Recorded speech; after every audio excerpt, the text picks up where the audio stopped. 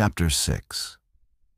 7 hours have passed, and now the Hogwarts Express arrived at Hogwarts Island, which is a giant island that has the castle itself, the Forbidden Forest, the Quidditch Stadium, and lastly a large stone farm for the Hogwarts house elves to hunt for food, as it drains a lot of their stamina to teleport outside of the island. New Hogsmeade is outside the train station back in British land. As the train slowed down, Hogwarts students got ready for their new journey while others returned to Hogwarts. Back with Kronos's compartment, Kronos is still asleep, peacefully leaning against the window, but Neville pokes his cheek. "Hey, Kronos, it's time to wake up," he said, which his poking actually worked as Kronos slowly wake up. Seeing Neville, all dressed in the same uniform as Kronos, while Haley stands beside them with her hands on her hips as she smirks. "Morning, sleepyhead," she said as Kronos groaned, standing up. "Ugh, dang headache. Where's Daphne?" he asked in realization as Kupo got on his shoulder while Haley shrugged. "She grew impatient waiting for you to wake up, so she left us to change somewhere else," she explained, making Kronos shrugged. "Can't blame her. She probably wanted to go to Hogwarts quickly." Haley nods at his theory, but she grabs Neville in Kronos' arms. "Good, now you're both awake. Get out," she demanded, as opened the door and tossed the boys out of the compartment and quickly slammed the door. "Damn violent girl," Kronos said, rubbing his arm, trying to hide his amusement but frown. "She's strong, but it felt stronger than an average girl," he thought, while Neville shivered at Haley's actions as every Hogwarts student walked past them. "If that's what she's like when she kicked someone out of a room, I'm scared to think what if she was serious," he said nervously, but Kronos just pats his back. "Man up, Longbutt. I'm sure she'll be the least of our worries." Neville just glares at Kronos for the stupid nickname as the compartment door slides open, revealing Haley wearing the same uniform as the boys, but instead of pants, it's a long skirt. Kronos raised an eyebrow. "That was fast." Haley crossed her arms and huffed. "What did you expect me to take an hour putting on makeup? I don't have the time for that crap," she said, making Kronos smug. "You sure? You could be very pretty for your grand entrance in the sorting ceremony," he said playfully, making Haley roll her eyes. "If you care about that so much, should I put makeup on your face instead to make you look like the prettiest boy in the room?" she threatened, playfully, making Kronos grin at her. "Oh, she's going to be entertaining," he thought as Neville spoke up. "We should join the rest of the first years," he suggested, making the first year and fake first year nod to the shy boy as the three of them joined the rest of their future classmates as they exited the Hogwarts Express. As the three of them exited the train, they followed the path where everyone else was going as they walked towards the giant black gate. Kronos whistled with his hands on the back of his head, relaxing, but as soon as he walked past the gate, they arrived at the main area of Hogwarts Island, where there's the Black Lake that surrounds the entire area, and at the center was Hogwarts Castle, which surprised all the first years as they all froze in place in amazement as the nighttime moon shines brightly on the Black Lake, while the other years who are used to it get on carriages. "Wow, that's a big castle," Kronos commented, which Neville nodded as he looked at it with nervousness, but at the same time with excitement. "My grandma told me stories about Hogwarts when her and my parents went here. But to see it here is unbelievable." Haley nodded with her arms crossed as she smirked at Kronos. "Not bad, though. I kinda expect it to be bigger." Kronos was about to speak up when everyone flinched, hearing a voice. "First year's over here with me." Everyone turned to see a very tall man with long brown beard and long brown hair with hunting attire, as the being was holding a lantern by the bay of the Black Lake gesturing to the brown boats. The first years shake their heads and approach the man. "I wonder who that is," Haley wondered, but Neville gratefully answered, "Oh, that's Hagrid. Apparently he is the Hogwarts gatekeeper. My parents apparently knew him during their school days. I guess he didn't retire, heh."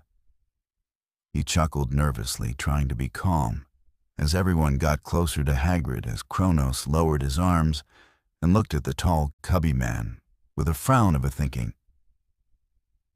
The man seemed to be too tall for a normal being. He doesn't have a smell of a troll, and seems to be too intelligent to be a troll, but at the same time, he's very human, like maybe an half-giant, he said in realization, as he used his knowledge of magical creatures, since he often used it to find potion materials. As the first years finally arrived at Hagrid's location, the half-giant gave them a soft and gentle smile, despite his appearance, which made some of the first years nervous. "Ah, children, is that all of you? I do hope so. I do apologize for being separated by your upperclassmen, but this path helps us organize the groups and get the upperclassmen a chance to sit down before you arrive. My name is Hagrid the Gatekeeper in Hogwarts, and will guide you towards the entrance of your new education," he said, finishing his little introduction, which got the first year's attention with childish joy as Kronos just crossed his arms while Cups lays lazily in his right shoulder.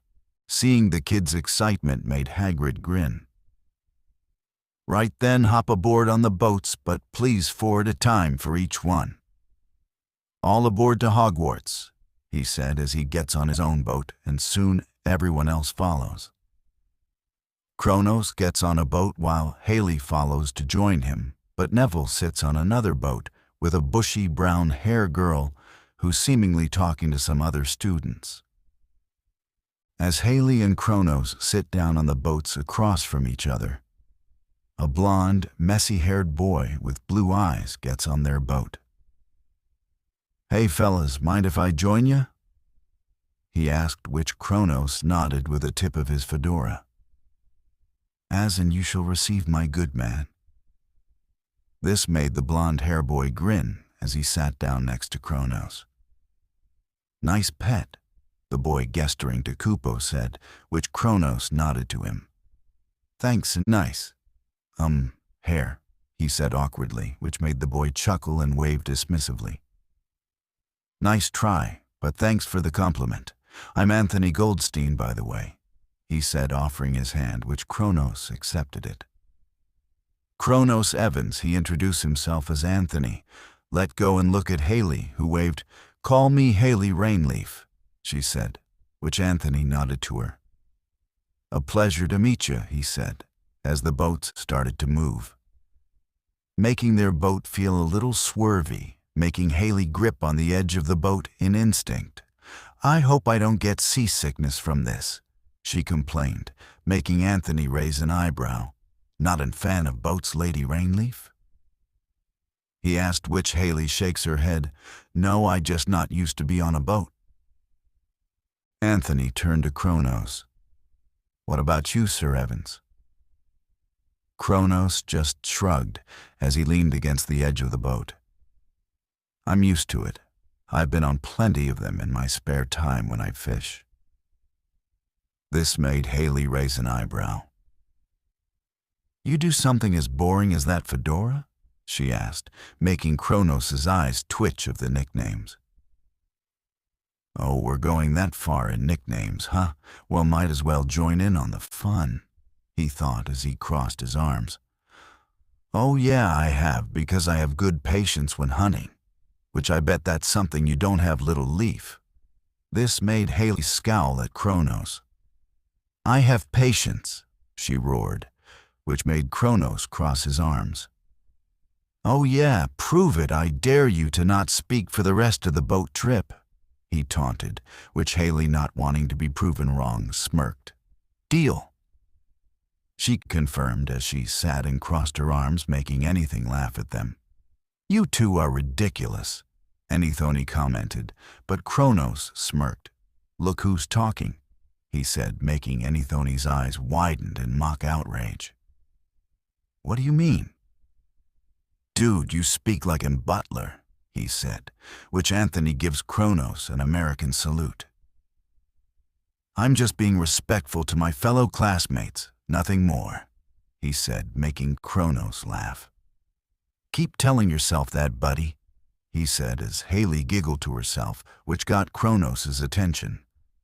Something you want to say, little leaf? I'm all ears if you got something to say. Say it to my face, he taunted, pointing at himself, which Haley was about to speak, but realizing what Kronos was doing, she kept her mouth shut with a huff, as Kronos grins. That's what I thought, he said playfully as Haley hides the urge to punch the boy. Soon the boats finally land on another bay, but this time it's near the path to the Hogwarts castle. All right, off we go and follow me, children, ordered Hagrid as he carried his lantern and lead the first years while Kronos, Haley, and Anthony left the boat as Haley grinned at Kronos, jabbing finger at his chest. See, what did I tell you? I do have patience, she declares, making Kronos raise his hands in mock surrender. Oh no, I was proven wrong by a beautiful girl. Whatever shall I do? He says with fake dramatics. Son, as Haley grinned playfully, pointing to the ground. You should kneel before me, begging for forgiveness, peasant, she said, but Kronos just bows dramatically. Sorry, my dear lady, but I don't beg to false queens, he said as he grinned back. Anything rolls his eyes and grabbed the dramatic duo by the back of their collars to pull them towards him.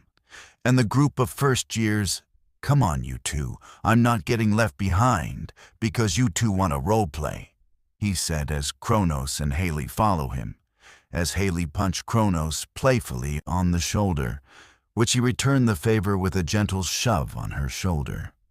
The three eventually caught up to the first-year group as Hagrid led them through the giant silver stone bridge, which was one of the three entrances in Hogwarts, but this one is the biggest that leads to the front entrance. As they got close, the large brown doors that are the size of trolls automatically open to them. However, an see-through blue force field appear visible covering the opened entrance, but Hagrid just walked through it. By the way, children, you might feel a shiver of the scanner ward at the gate. This just a simple detection spell to warn if there's any muggles that walk through here, he explained as the students one by one walked through with shivers down their spines from the side effects of the scanner ward. Kronos sneakily walked slower to get to the back of the group as he thought, if it doesn't work, let's hope my obliviation could work. However, when Kronos walked through the scanner ward, only his wizard bracer vibrated under his sleeve while he didn't feel anything.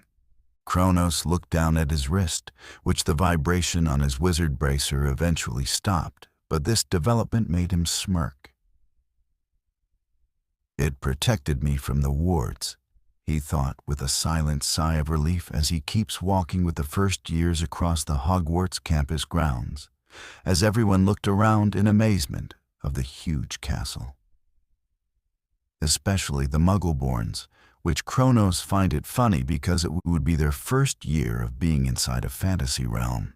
Soon, Hagrid stops walking as he stands in front of the massive brown doors of Hogwarts. As he knocks the door, but he uses his whole fist so hard, all the students flinch from the sudden loudness. Soon, a small gap in the door that only reveals the eyes slides to the side, revealing green eyes glaring at everyone with a stern, firm expression. Yes? An elderly, stern woman asked as Hagrid gave a sheepish smile, rubbing the back of his neck with his free hand. I have the first year behind me and ready to go, he said, making the woman behind the door hum in acknowledgement. Very well, I'll take care of the rest, Hagrid, she declared, which Hagrid nodded to that response and waved the children goodbye as he walked away towards one of the side entrances where it's a wooden bridge that leads to the Forbidden Forest. Once he's gone, the front door is opened with the wave of the mysterious woman's wand, revealing an elderly but stern witch with glasses and gray hair that's tied into a bun, wearing a green robe with a green witch hat. The witch looked at all the students before focusing on her task. Greetings, students. I am Professor McGonagall, Deputy Mistress and Transfiguration Professor. Please follow me and we'll escort you to the sorting ceremony, she said, and turned away before the students can speak up as she already started walking, causing all the students to follow. Kronos frowns. Oh boy, a stick-up witch, that'll be fun, he whispers, but Haley hears him and elbows him in the ribs. Show some respect, Fedora, she grumbles, while Kronos glares at her as he rubs his sides. As they walk, everyone observes the interior of the Hogwarts entrance, as its old medieval style still manages to amaze everyone with their statues and moving portraits, but some were startled in slight fear seeing the ghosts fly past them. Antigone got his wand out trembling. Oh, Merlin, there are ghosts in here. Haley raised an eyebrow and scoffed. Of course there's ghosts in this place. It's a magical school, you idiot. I heard the history professor is a ghost too. This made Kronos tilt his head as he chuckled softly. Did that guy even have a life? Haley shrugged. From what I heard, the guy was so addicted to his job that he didn't notice he died while on the job. Kronos hums in interest as he focuses on following the crowd. Somebody's always too passionate about something, he grumbled, as the students arrived at the front door of the Great Hall as McGonagall stopped them all while facing towards them. Before you go, let me give you a quick breakdown of the houses here in Hogwarts. There are 4 houses in Hogwarts. First is Gryffindor, a group for the brave, daring, and chivalrous students. That house is led by me, the head house. Second is Ravenclaw, group of students who values a sharp mind, deep wisdom, an eager love of learning, and unique individuality over pure physical bravery or ambition. That house is led by Professor Flitwick. Third is Hufflepuff, a group of students who are hard-working, honest, patient, and fair, valuing dedication and kindness over ambition or rivalry. This house is led by Professor Sprout. Lastly and certain, not least, is the Slytherin house, a group of students valuing ambition, cunning, resourcefulness, leadership, and determination. That house is led by Professor Snape. This is an easy way for us to keep an eye on all students, she explained, making most of the students who heard everything tense up, while some excited as Kronos rolled his eyes. They make it such a big deal, it's just a way to organize us all. We're still just magic users, he thought, while Kupo tilts her head full of curiosity as McGonagall continued. Settle down, everyone. Now before we enter, I'll explain how the sorting works and house rules. First, the sorting is decided by our priceless item, the sorting hat and talking hat, that will read who you are as a person. Once they call out what house you're in, you will be in that house for the rest of your time in Hogwarts. There will never be a change to change it once you're sorted, she said, making Ron Weasley, who's nearby, sigh of relief, making Kronos confused, as Haley whispered, "Makes sense. Makes it fair enough to prevent the professors from picking students and cause student-favorite problems." Kronos nodded with his hands in his pockets as McGonagall continued. Lastly, house rules and points. Every house in Hogwarts has a housing point system.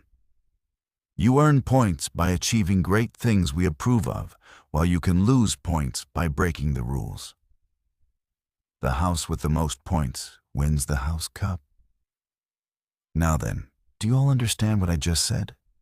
She asked, making everyone except Kronos, who don't give a damn. Nodded to that, making McGonagall satisfied with a nod. Wonderful. Now then, line it up at the left side of the wall, and we will call your name to get on stage and sat down. The Sorting Hat will do the rest, she said as she opened the front doors of the great hall, amazing everyone as it shows a large room with 4 long tables for each house, and at the end of the room is a table for all the Hogwarts professors. As they enter, they see their older students before them, looked at them in curiosity and excitement, with some confused on Kronos' appearance, making Haley raise an eyebrow. Looks like you already got some attention, she teased, making Kronos roll his eyes. Just what I need today, he said with Kupo Meow in agreement. The first-year students line up on the left side of the great hall while McGonagall places an old-looking brown wizard hat on the stool in front of the professors, making the first years confused until the wizard hat moved on its own. As eyes like the black void and a mouth like the void open wide, revealing a face making Anthony twist his mouth in disgust. Ew, we have to wear that. He grumbled uncomfortably as the Sorting Hat slowly awakened. And to everyone's surprise, it started to sing. Oh, you may not think I'm pretty, but don't judge on what you see. I'll eat myself if you can find a smarter hat than me. You can keep your bowlers black, your top hats sleek and tall, for I'm the Hogwarts Sorting Hat, and I can cap them all. There's nothing hidden in your head the Sorting Hat can't see, so try me on, and I will tell you where you ought to be. You might belong in Gryffindor, where dwell the brave at heart. Their daring, nerve, and chivalry set Gryffindors apart. You might belong in Hufflepuff, where they are just and loyal. Those patient Hufflepuffs are true and unafraid of toil. Or yet in wise old Ravenclaw, if you've a ready mind, where those of wit and learning will always find their kind.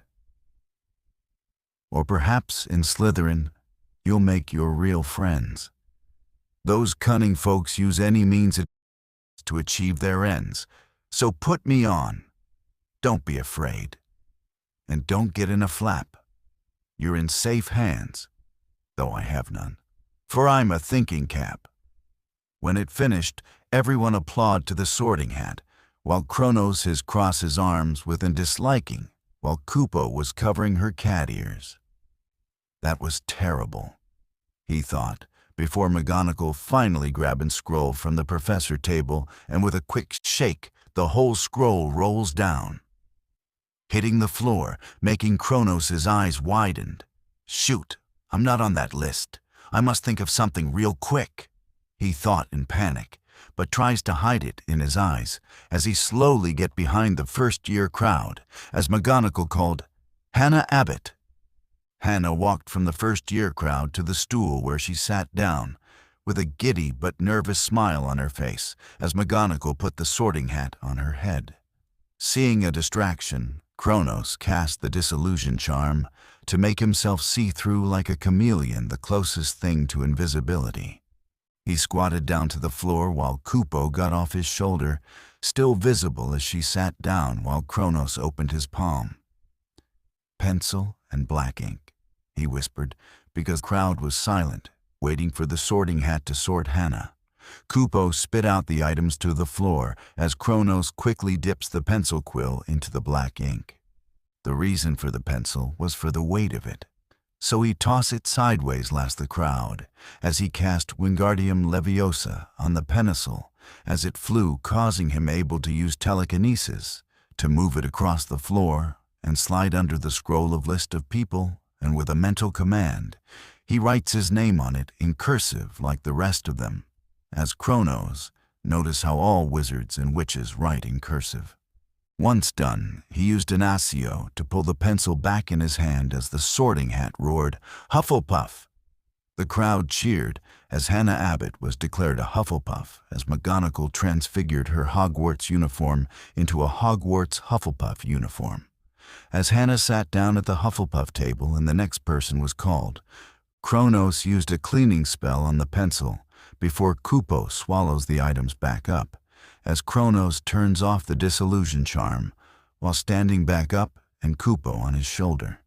Minutes passed as the Sorting Hat continued on sorting the first years. Eventually, McGonagall called, "Anthony Goldstein." Anthony turned to Kronos. "Wish me luck, Mr. Evans," he said, making Kronos nod with a smirk as Anthony walked towards the stool and sat down while the Sorting Hat got on his head. Haley slowly walks backwards to stand beside Kronos. "Any ideas which he would be?"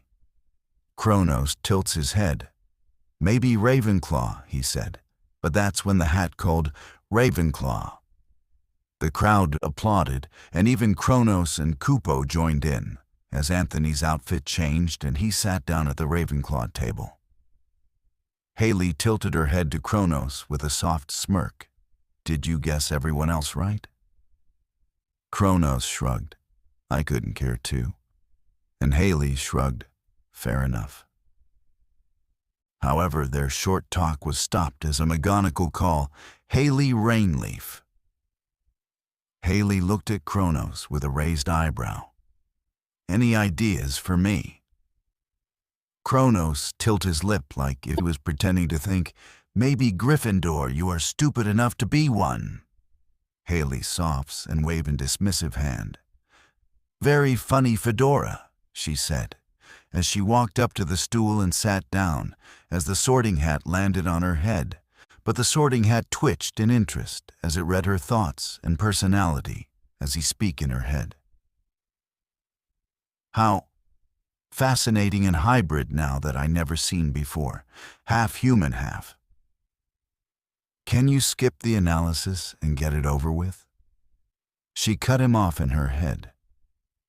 "Ah, yes, my apologies. Let's see. You seek knowledge of power of magic, however it's used for your selfish ambitions, your own personal goals over others, but you like to use your brain to your advantage. I must say you have a combination between Ravenclaw and Slytherin, but one powers the others," he whispered in thought before he made his decision and shout, "Slytherin!" The Slytherin table applaud for their new housemate, while others applaud less, especially Ron Weasley, who scowls at her for being one of them. But then he noticed something as he looked at the Gryffindor table, but doesn't see his oldest brother sitting at the table. "Wait, where's Percy? I thought he'd be here." He thought, saddened by that revelation, but his ear twitched when McGonagall called, "Harry Potter!" Everyone went silent, and all eyes turned to Harry, who flinched and blushed embarrassingly at the attention, while Kronos rolled his eyes. "Oh Lord, I'm going to be deaf tonight, aren't I?" he thought, as Kupo already covering her ears as Harry sat down on the stool, while Kronos covers his ears as Kronos can see Harry whispering to the hat about something, which got the hat's attention as it roared, "Gryffindor!" The entire Gryffindor table stands and roars like it was the World Championships or something, as two Weasley twins wrap one arm around each other as they chant, "We got the Potter, we got Potter, we got Potter," they said while Harry's uniform was changed to Gryffindor Hogwarts uniform, as he sat down making Dumbledore smile with pride, and so does McGonagall, but it was barely noticeable while Snape scowls in disgust. Soon more minutes passed until Kronos and Kupo were the last people on the first-year line. This made everyone face him with some confusion with his appearance like his fedora, and the metal cat on his shoulder, which caused murmurs and whispers as Neville, Anthony, and Haley looked at him as well. Dumbledore himself raised an eyebrow as he didn't recognize the boy in his life, especially the professors. not remembering any of them giving him the letter personally as they whispered to each other. Dumbledore decided to cast an silent revealio around to check the magic in the boy, but his eyes twinkled in amusement as he saw no magic aura around Kronos, just on Kupo. And only his right forearm, for some reason. How interesting. Why is his magic so different? And is his familiar on him somehow possess more magic than an average pet-a-wizard would have? Could it be made of magic?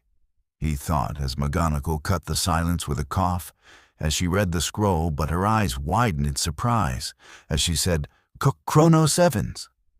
While the students don't see the big deal, the professors seem to be more interested in the boy now, especially Snape, who stared at the boy like he heard a forbidden curse in his ear.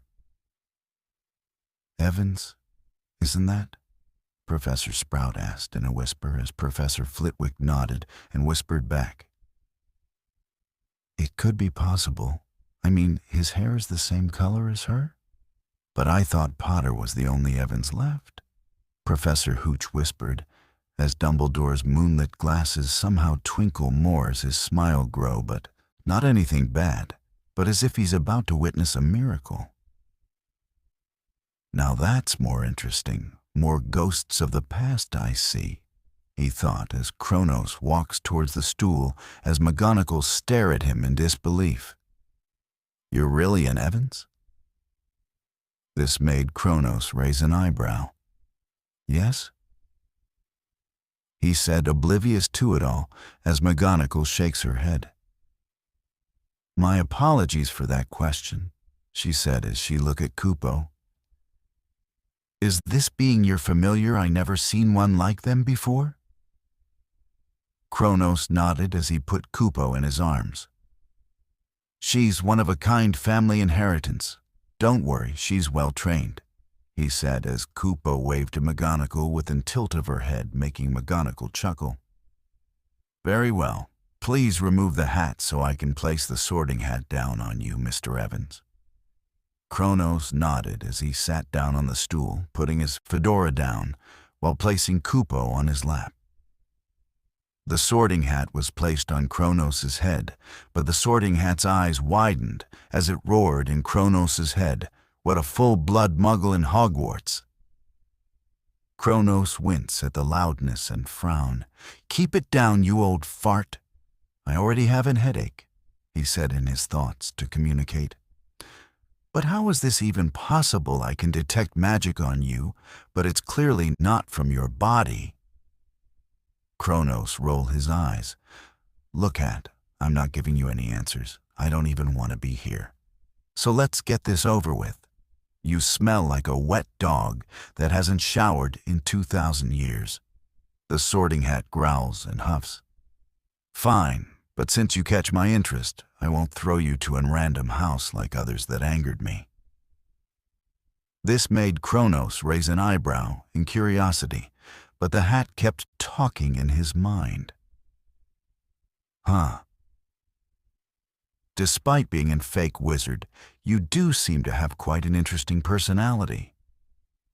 For starters, your muscles and body language speaks a boy with much more experience than any average child. Especially the hands seem to have a grip of a warrior like my old friend Godric Gryffindor himself may be your swordsman, which shows you do have bravery and dares to combat anyone that gets in your way, including me, who could expose you right now, but I won't. And I don't trust Dumbledore with that information. You could show potential to the wizarding world. Next, your mentality is quite strong, seemingly relaying your entire life to studying magic, especially potions that can rival Professor Snape himself if you try, but that's not why you do it. You use your knowledge like a weapon and a tool to achieve your goals, a lifestyle fitting for a Ravenclaw. But then you're loyal, but not to everyone. But value the beings you consider allies and magical creatures. You don't harm all, but kill if necessary for your goals. You even created a life of your own, playing Merlin, but you'll lack care for the plant life as you see them as an obstacle and an annoyance. You do have traits of a Hufflepuff, but not by much as the weakest part of you that would fit in the house. Lastly, your ambitions drive you the desire to show the world you can survive against enemies and strong individuals. Your cunning ideas of outsmarting the system to even make it this far for so long, but at the cost of a very lonely life without any human contact for long periods of time. Fitting for an solo Slytherin, he said in analysis, but Kronos can hear the soft voice of when the hat talk about his Slytherin side, as if the hatred part of knowing he's an illegal muggle just slipped his mind, and instead sounding like a caring uncle, worried about their nephew's future.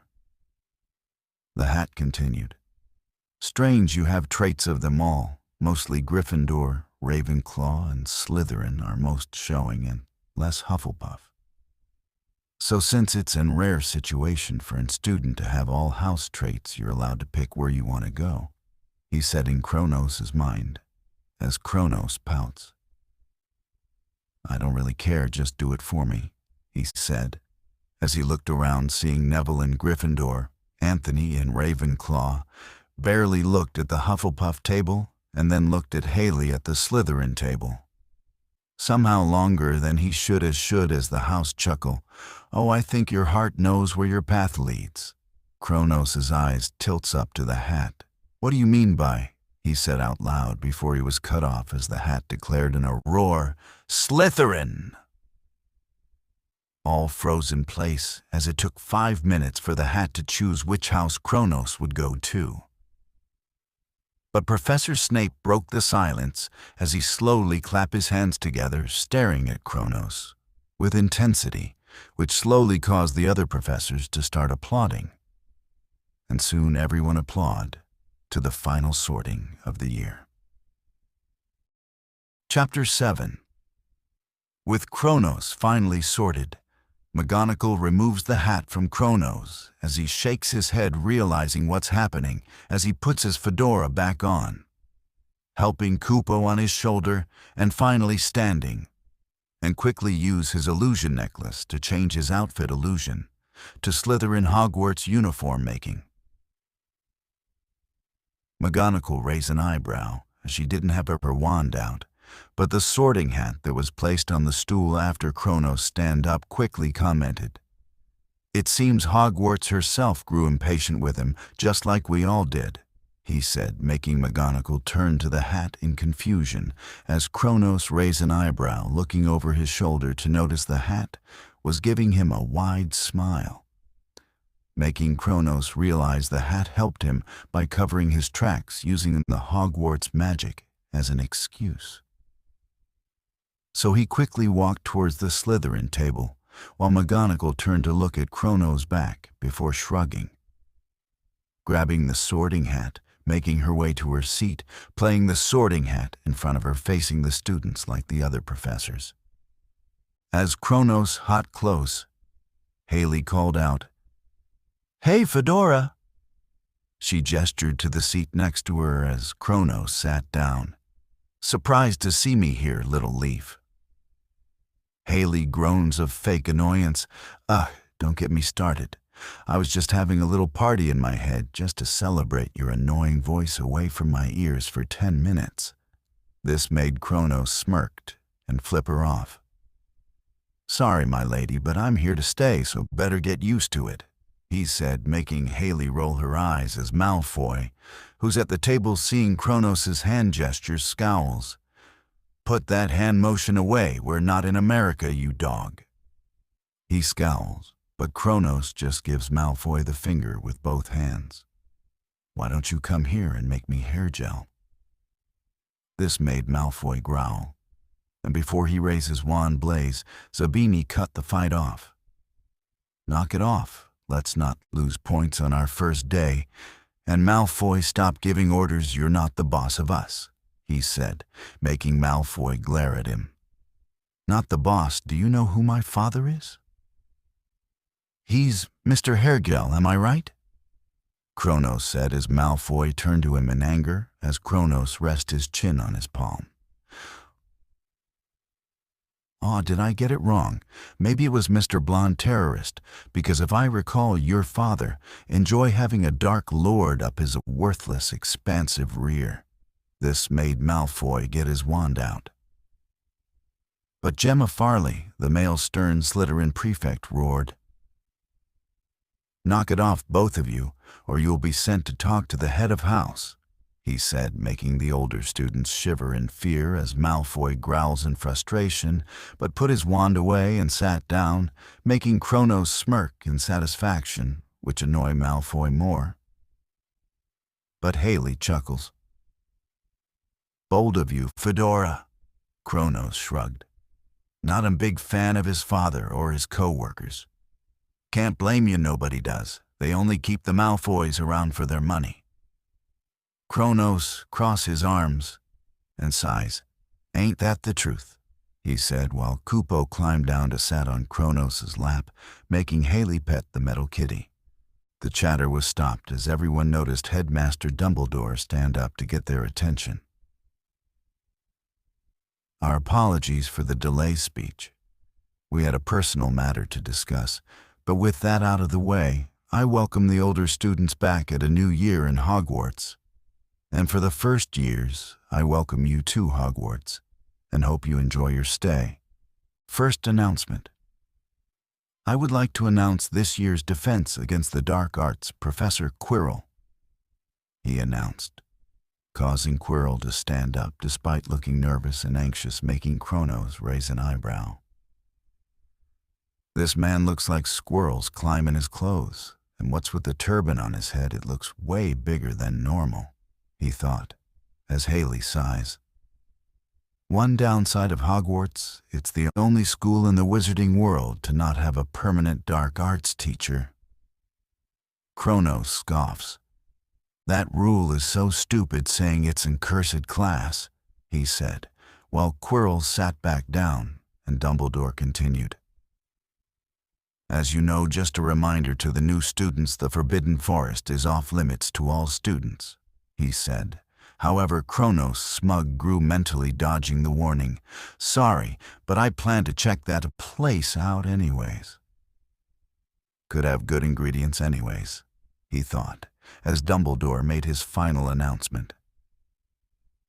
"Lastly, I will only say this once: the entire third floor is closed off to all students, no matter what, due to construction situations involving the floor, so any classes related to that floor will remain in a different location that will be located on your schedule, which will be delivered to you tomorrow morning." Haley scoffs to Kronos. "Yeah, that doesn't sound strange enough. Go make the Gryffindors stupid enough to be curious and explore it." Kronos smirked. "You took the words right out of my mouth, little leaf," he said as Dumbledore continued. "Now then, without further ado, I announce this opening feast to begin," he said with a single clap of his hands, causing tons of food and kid-friendly drinks to appear on the table in an instant, making the first years flinch of the suddenness. "We'll shoot, that was a surprise attack." Haley nodded in agreement before everyone calmed down and started filling their plates and started eating while Kupo crawled to a ball on his lap. "I can't believe Potter is in the Slytherins," Tracy Davis said with disappointment in her face. "I heard the Potters were Gryffindors during their time at Hogwarts. Maybe it wasn't hereditary," a random Slytherin student said, making a random female Slytherin student scoff. "Or maybe some buffoon giving us a bad image," she said, glaring at Malfoy as Kronos rolled his eyes as he ate a piece of chicken. "My lord, get over it already, it's Justin House." "Justin House? You don't know what you're talking about. It's Harry Potter, the boy who lived, the boy who killed you-know-who." And messy brown-hair Slytherin said. Kronos scoffed. "Voldemort was an idiot. The boy's parents probably did an unforgivable curse before they died just to save Potter's life. This made the whole table froze and look at him in disgust, but Haley looked at him in surprise of his boldness, saying the Dark Lord's name while Daphne raised an eyebrow in surprise. "Didn't think you have the guts to say his name," Haley said, but Kronos snarls. "Don't look like sissies, because I said his name. A dead man like him doesn't deserve to have an cursed name." Theodore Knott growls. "How dare you say his name like that? He was a powerful Dark Lord and earned his title for a reason." "Oh, you're complimenting a dictator. He only had that title because no other wizard or witch can come up with a better title. Voldemort died like a worthless scumbag. If you support a leader of a terrorist group that kills most of the family members around us, a man doesn't deserve to have a feared reputation grow up," he said with slight venom in his tone. But this time Dumbledore managed to overhear it and looks in interest. The boy doesn't fear Voldemort. That could be useful information. "That's enough about the past. Finish eating, everyone," Gemma Farley ordered, which made everyone drop the topic as Kronos finished eating. Now lost his appetite thinking about Voldemort, which Haley noticed. "Got a bad taste in your mouth." Kronos crossed his arms, something like that. As everyone continues eating, Harry decided to look across the Gryffindor table to look at Kronos as Ron did the same, scoffing. "Can't believe that weirdo is in Slytherin. I mean, he doesn't look like a normal wizard I ever seen," Ron said, but Neville glares at Ron. "Be nice, Ron. Kronos is a really nice guy once you get to know him. Sure, he's a Slytherin, but it's obvious he doesn't care about the house system." This made Ron raise an eyebrow. "What kind of Hogwarts student doesn't care about that? It's the most important part of being in Hogwarts," he said while eating as he turned to Harry. "What do you think, Harry?"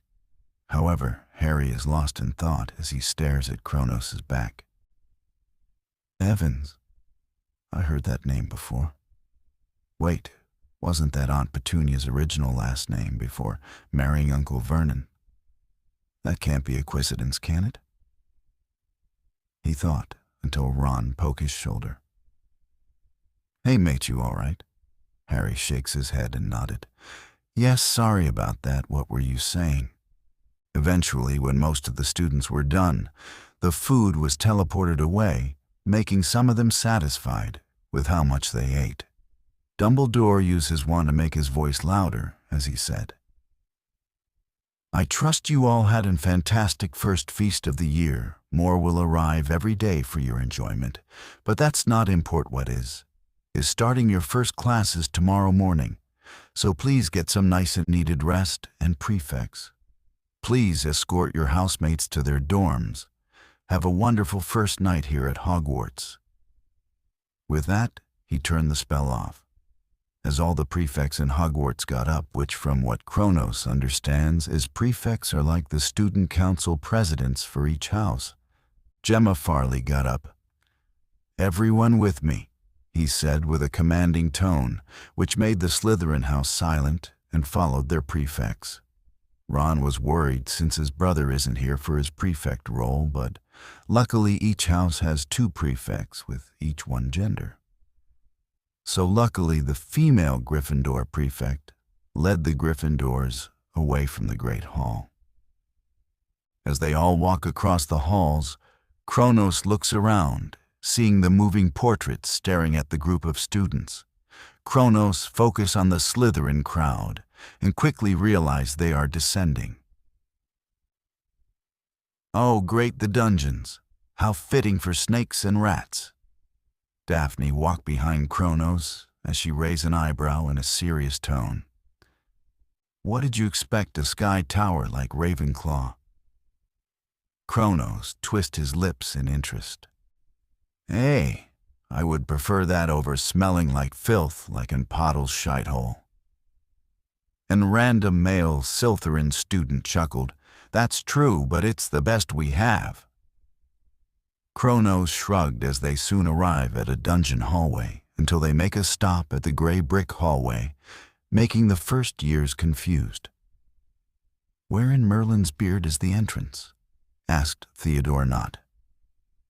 "Did Hogwarts have a magical malfunction or something?" asked Millicent Bulstrode, but Gemma Farley rolled his eyes and smirk. "Watch this, ladies and gentlemen," he said as he turned to the wall and said, "Over, Snake." Suddenly, a gray snake appeared through the wall and slithered across the wall in a doorway position, causing a gray door to suddenly appear, replacing a piece of the wall, which made the first years shocked, but the older years hold their laughter. "Okay, that was cool," Crabbe said, pointing at the door, as everyone head inside, observing the Slytherin House dorm, which is fully dark with black and green themed, along with a window that shows the insides of the Black Lake. "All right, your luggages are in your rooms, which have name tags outside," Gemma Farley explained, as the 2nd to 7th year Slytherins walked away to their rooms after entering the Slytherin House dorm. "First years group up, I'm going to set up ground rules for our house," he said while Kronos rolled his eyes and walked past everyone, making Gemma Farley froze in confusion as Kronos walked past him with his hands in his pockets. "Hey, where are you going to get back here?" Gemma roared, turning to Kronos, who kept walking. "I do not care about your stupid house rules. I'm off to bed."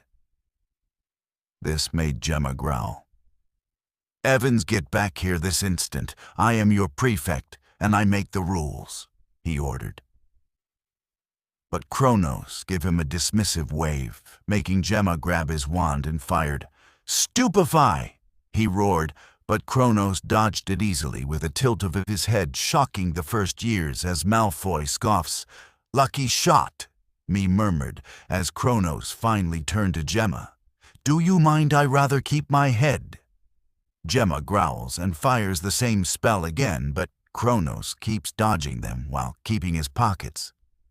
Miss me now, you gotta kiss me bye-bye," he said as he ran to the halls, making Gemma's eye twitched, while Haley facepalms. "Is this my school life and now?" she thought in annoyance.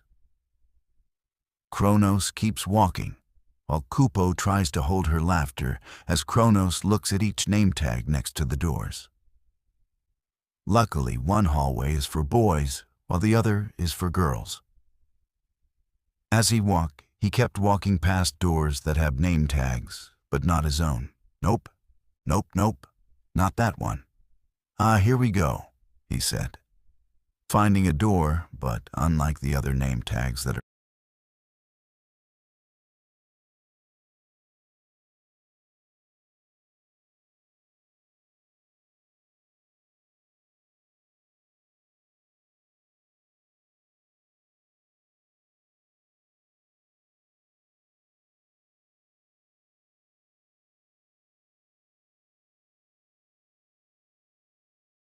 made of stone.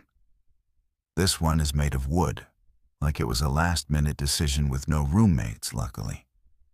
He grabbed the doorknob and tried to open it, but it seems to be locked. "You gotta be kidding me," he growled before using spell Alohomora to unlock the room. So he headed inside only to realize the room was actually a storage room, making him pout. Seriously, he thought, but shrugged. "Hey, good thing I'm not sleeping here," he said as he headed inside and closed the door. Once closed and locked the door with a spell. When that's all done, he deactivated his illusion necklace to reveal his real attire, as Kupo leaped to the ground, while the Kronos found a good corner to hide his fedora as he placed it top first and headed inside his hideout, inside his fedora, while Kupo followed. Once they entered the hideout, Kupo leaps on his bed and crawls to a ball, taking a nap, making Kronos sighs. "I guess that makes sense. Maybe we should head to bed first," he said to himself while stretching as he heads towards the pool room, which after he entered the pool room which is a giant room with a soda bar, one large hot tub, and a ceiling that makes it look like he's seeing the stars. The room also includes another door leading to the luxury bathroom, so he enters that room. Meanwhile, back inside the human realm. Inside London, there's a white marble church called Dragon Calm Church.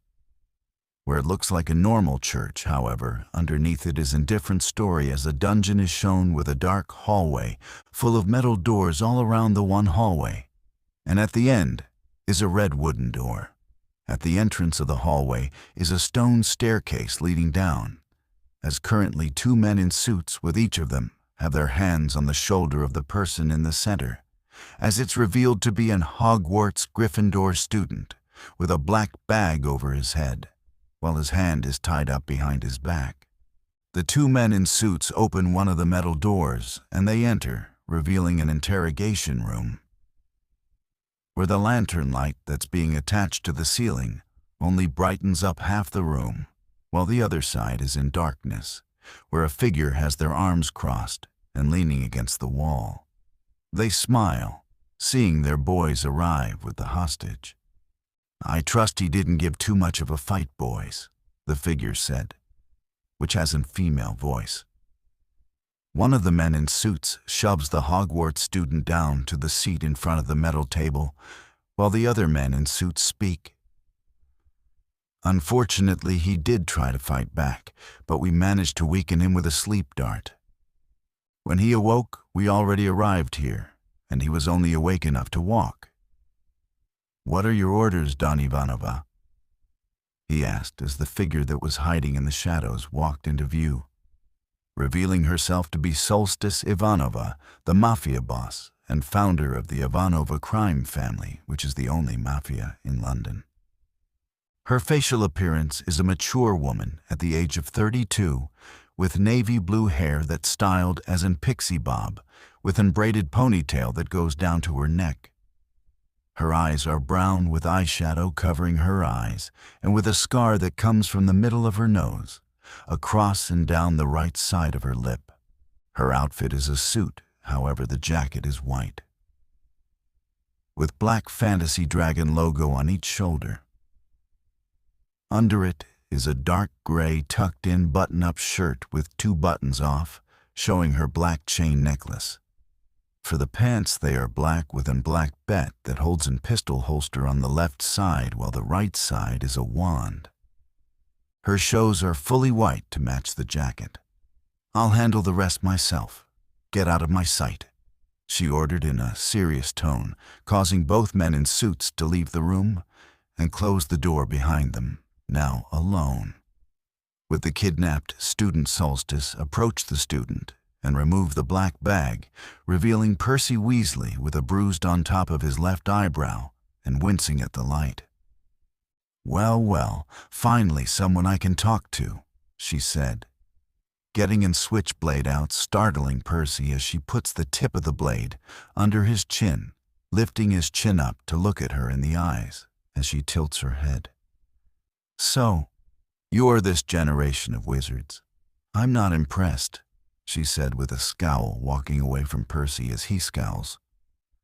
"When the Aurors find you, you'll be in serious." He was cut off as Solstice kicked him in the face so hard he fallen off the ground on his side as Solstice stepped on his face, looming over the boy. "Quiet boy, I let you talk when I say so," she said as she kicks him in the dave so hard his nose bleed, but Percy stays quiet while Solstice walks around him, toying with her switchblade. "Let's get to the point, shall we? I bring you here because my mother once told me about these wonderful stories about the wizarding world she was so fond of. Until they kick her out like in Street Rat," she said with venom in her voice before continuing. "And now you're going to help me find the wizarding world." Percy frowns. "What makes you think I would?"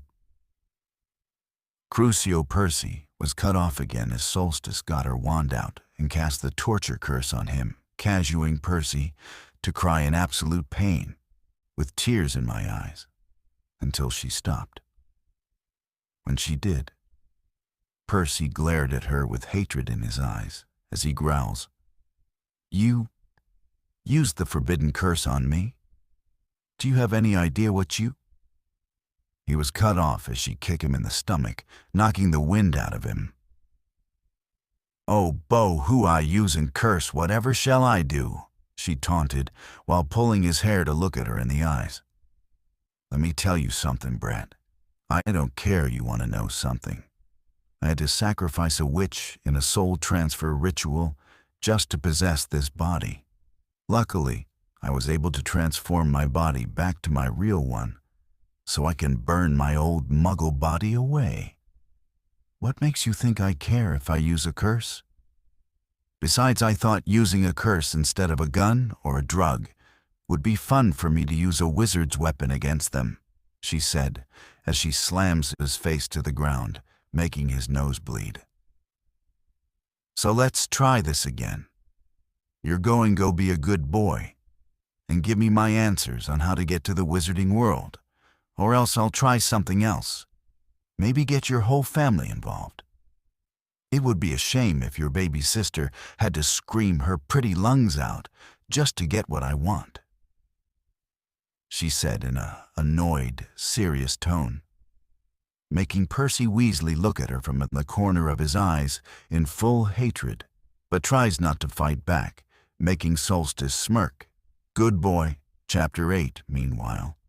In Hogwarts, late at night inside the headmaster's office, Dumbledore is sitting in his office as he sees the missing poster for Percy Weasley set up by the Weasley family, while McGonagall, who's Percy's head house, sits in front of Dumbledore's in worry. "Has the Aurors made any progress in finding the boy?" Dumbledore asked as he put the poster down on the table, but McGonagall shakes her head. "Negative, though I have heard some adventurers from the Adventurers Guild has been sent to the Muggle world to investigate there. But it will take a while for that to happen, since most don't investigate so late." Dumbledore nodded, stroking his long white beard. "I see Will the boy couldn't go far in Europe. He will be found soon enough. You should really head to bed for now. Minerva, after all, you do have classes to start tomorrow." McGonagall sighs in defeat and stands up, fixing her robe. "I understand, but Albus, you shouldn't be so casual about this," Dumbledore noted. "Don't get me wrong, I'm extremely worried for the boy, but a missing boy doesn't stay missing for long in our system, thanks to the adventures and the Aurors for now. Please send the Weasleys a letter saying the situation is under control, and give the message to Ron Weasley. After all, he needs to focus on his studies for his first day tomorrow."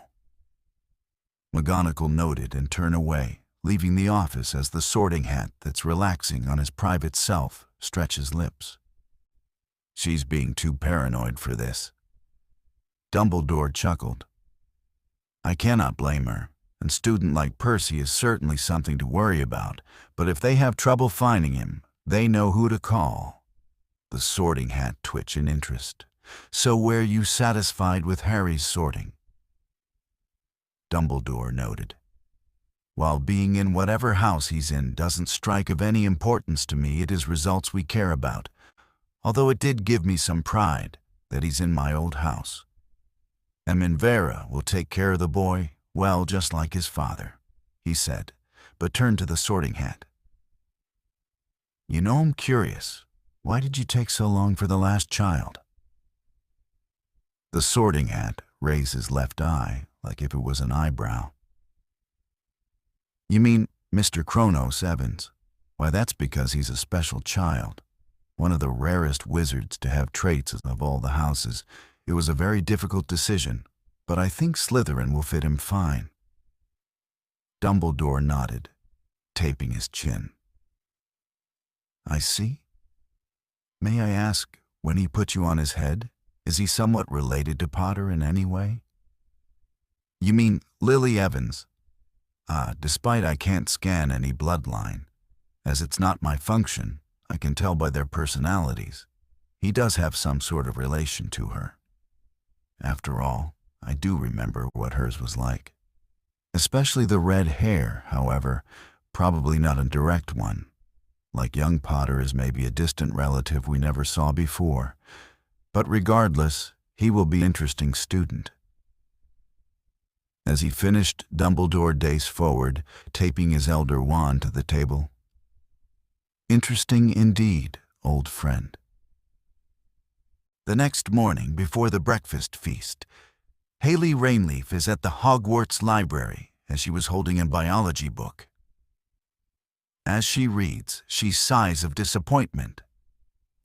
Nothing what in great start, Haley, she scolded herself, while Kronos in his Slytherin uniform disguise approached her with a wave, while Kupo does the same on his shoulder. Morning, Haley. This made Haley lean her head on the cover of the book and sigh of annoyance. Morning, Kronos cross her arms. What are you reading? None of your business, Fedora, she said with a venomous glare, making Kronos give a sheepish smile and wave his hands in mock surrender. Whoa, easy, sorry, I'm just curious. Haley huffed and put the book back on the shelf. It's worthless, that's what I'm reading.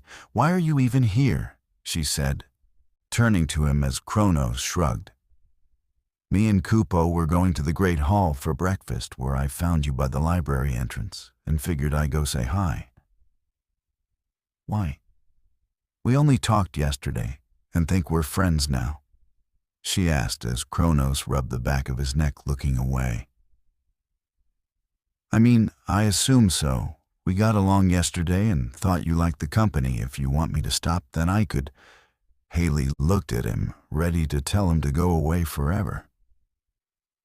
But she stopped herself, clenching her fist before taking a deep breath.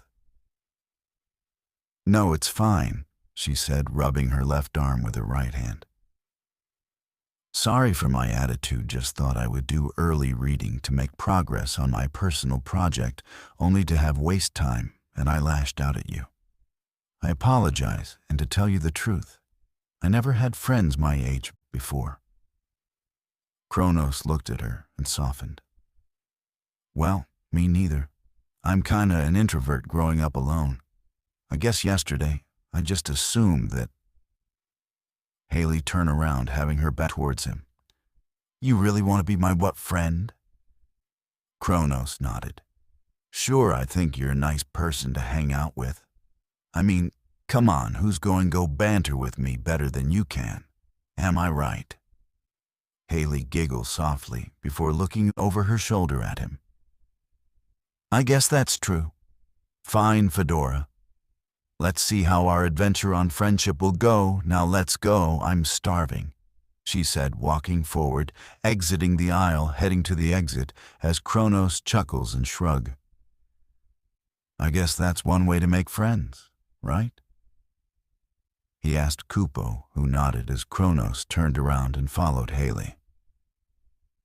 The duo eventually arrived at the Great Hall, where most of the students were already here chatting and eating. Kronos noticed Anthony sitting and eating with his fellow Ravenclaws, but not really talking to anyone. Making Kronos walk up to him, making Haley confused, but she went along with it. Hey, Ant Boy, mind if we join you? This made Anthony startled as he turned to see Kronos and Haley as the duo sat next to him while his fellow Ravenclaws took notice. Mr. Evans and Miss Rainleaf, why are you two here, mind I ask? Kronos shrugged. You looked lonely, Ant Boy. Might as well come join since we're friends and all. This made Anthony confused in the suddenness of becoming friends. All of a sudden, but a female Ravenclaw called out, You can't sit here, this is the Ravenclaw table. Actually, you can, and third-year Ravenclaw said, getting the first year's attention as the third year continued. It's not against the rules to sit at another house table. The only exception is important events like beginning of the year feast or end of the year feast or holiday specials. This made Kronos shrug. Fine with me, I was gonna sat anyways. He looked up to see Neville eating with the others, as Kronos called out, "Hey, Longbottom, come join us." He called, making Neville blush of embarrassment, as his housemates giggled to his embarrassment, as random male Gryffindor frown at Neville. "Don't go in there, Evans isn't Slytherin, you don't know what he's planning," he warned with his friend, slowly nodding to the fact while Hermione rolled her eyes. "Shut it. You two, Neville is allowed to talk to whatever he wants." Neville nodded. "Thank you. Maybe I should after all. Kronos isn't that bad of a guy back at the train," he said in a nervous whisper, but he took a deep breath and go to the Ravenclaw table, making the male Gryffindor student from earlier scoff. "Unbelievable," he murmured. Neville sat next to Anthony, making Kronos smirked. "Will, would you look at that? The train group is all here, Will minus Daphne." Haley scoffs. "We will never call ourselves that again. Besides, Daphne is more of an lone wolf type of gal." Kronos shrugged. "Fair enough."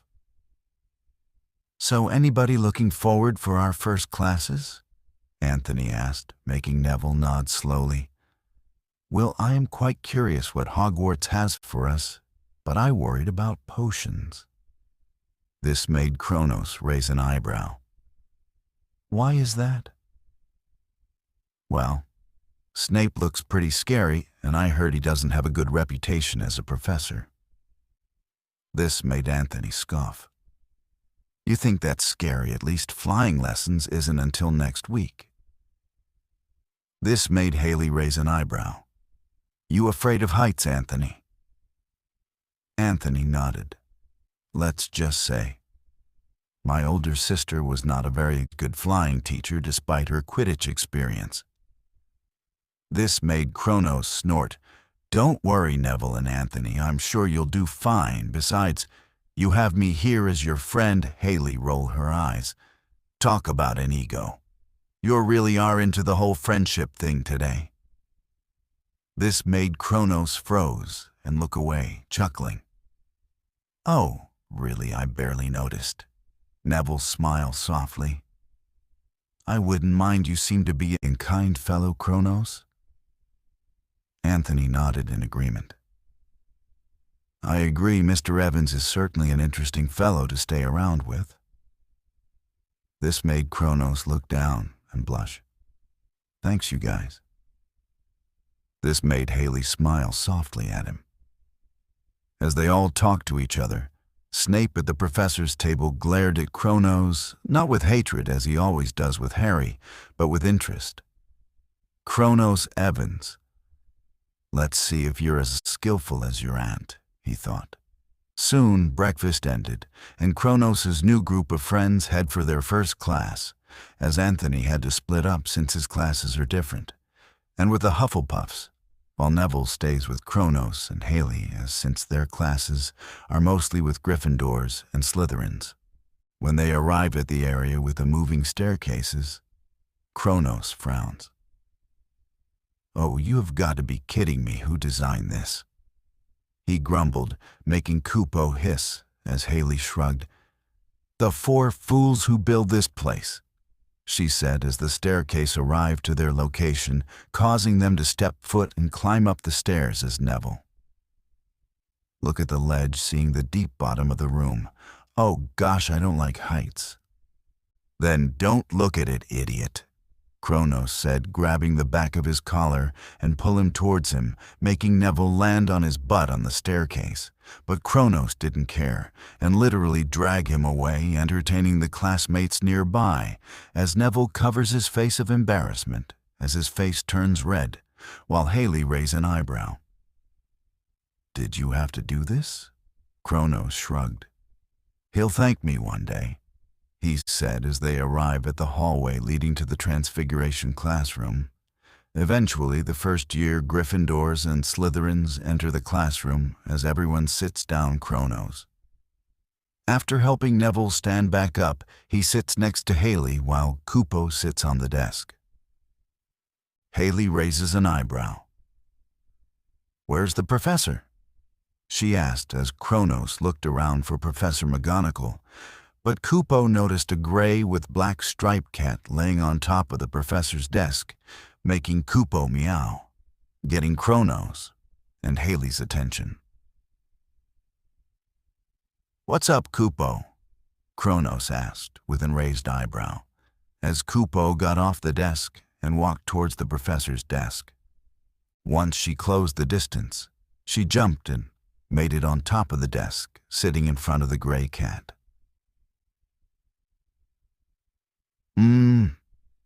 What's that cat doing?" asked Dean Thomas, who's with the Gryffindors, but his question was left unanswered, as the gray cat stirred awake and sat up in front of Kupo with a deep meow. But Kronos noticed the gray cat has black square glasses shaped around its face, making him giggle, which made Haley raise an eyebrow. "What's so funny?" Kronos whispers in her ear. "I think Kupo found the professor. What do you?"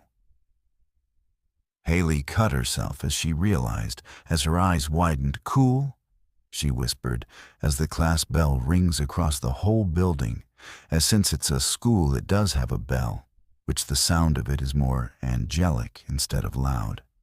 However, the door was left open, so Harry and Ron ran into the classroom panting. "We made it in time," Ron said out of breath, but the gray cat that was talking with Kupo leaped off the professor's desk and in an instant transformed into Professor McGonagall with her clothes intact, shocking the entire class, except Kronos and Haley, who grins at being right. "That's brilliant," Ron said in disbelief, as McGonagall scoffs, but couldn't help but show unsatisfied smirk.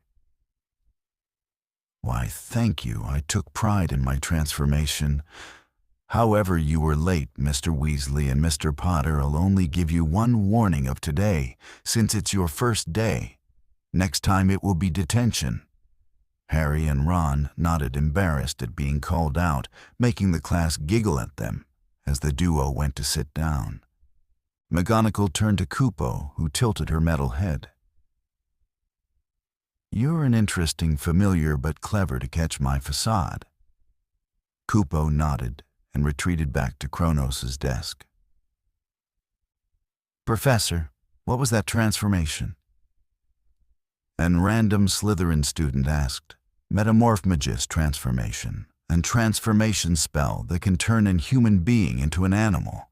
But we won't be talking about that today, as that kind of spell is too dangerous, especially for students your age and knowledge of magic." This made Kronos roll his eyes. "Yeah, too bad it won't work on me, since my entire body needed to be a full-blooded wizard," he thought, as he leaned his cheek against his palm. That's on the table, using his elbow as McGonagall started explaining basics, which Kronos ignores, since he's already a sixth-year specialist when it comes to transfiguration, as he decided to start daydreaming about what he should do next. "Maybe I should check if the Adventurers Guild need any assistance after school. Or maybe I should finish that poltergeist potion I still need to finish. Or maybe find a way to skip grades to see if there's anything interesting," he thought, until McGonagall was in front of him, getting his attention as McGonagall glared at him. "Mr. Evans, is my class boring you?"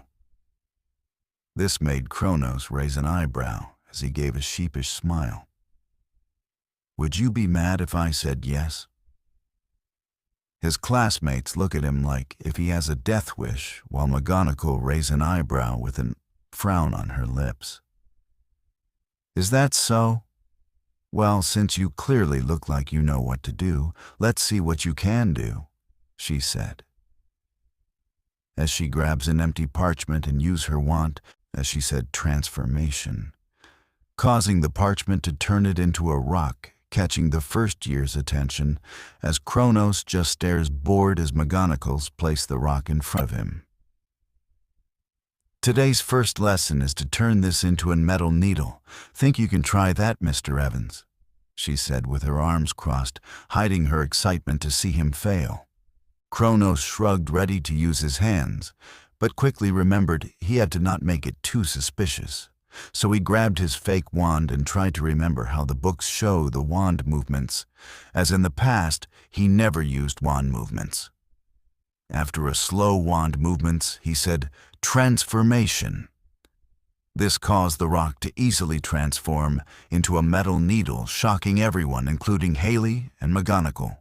"First try?" Harry said in disbelief, while Hermione frowned at Kronos. Lucky shot, this got McGonagall's attention, but so did Kronos, as he smirks. "Lucky shot, you say?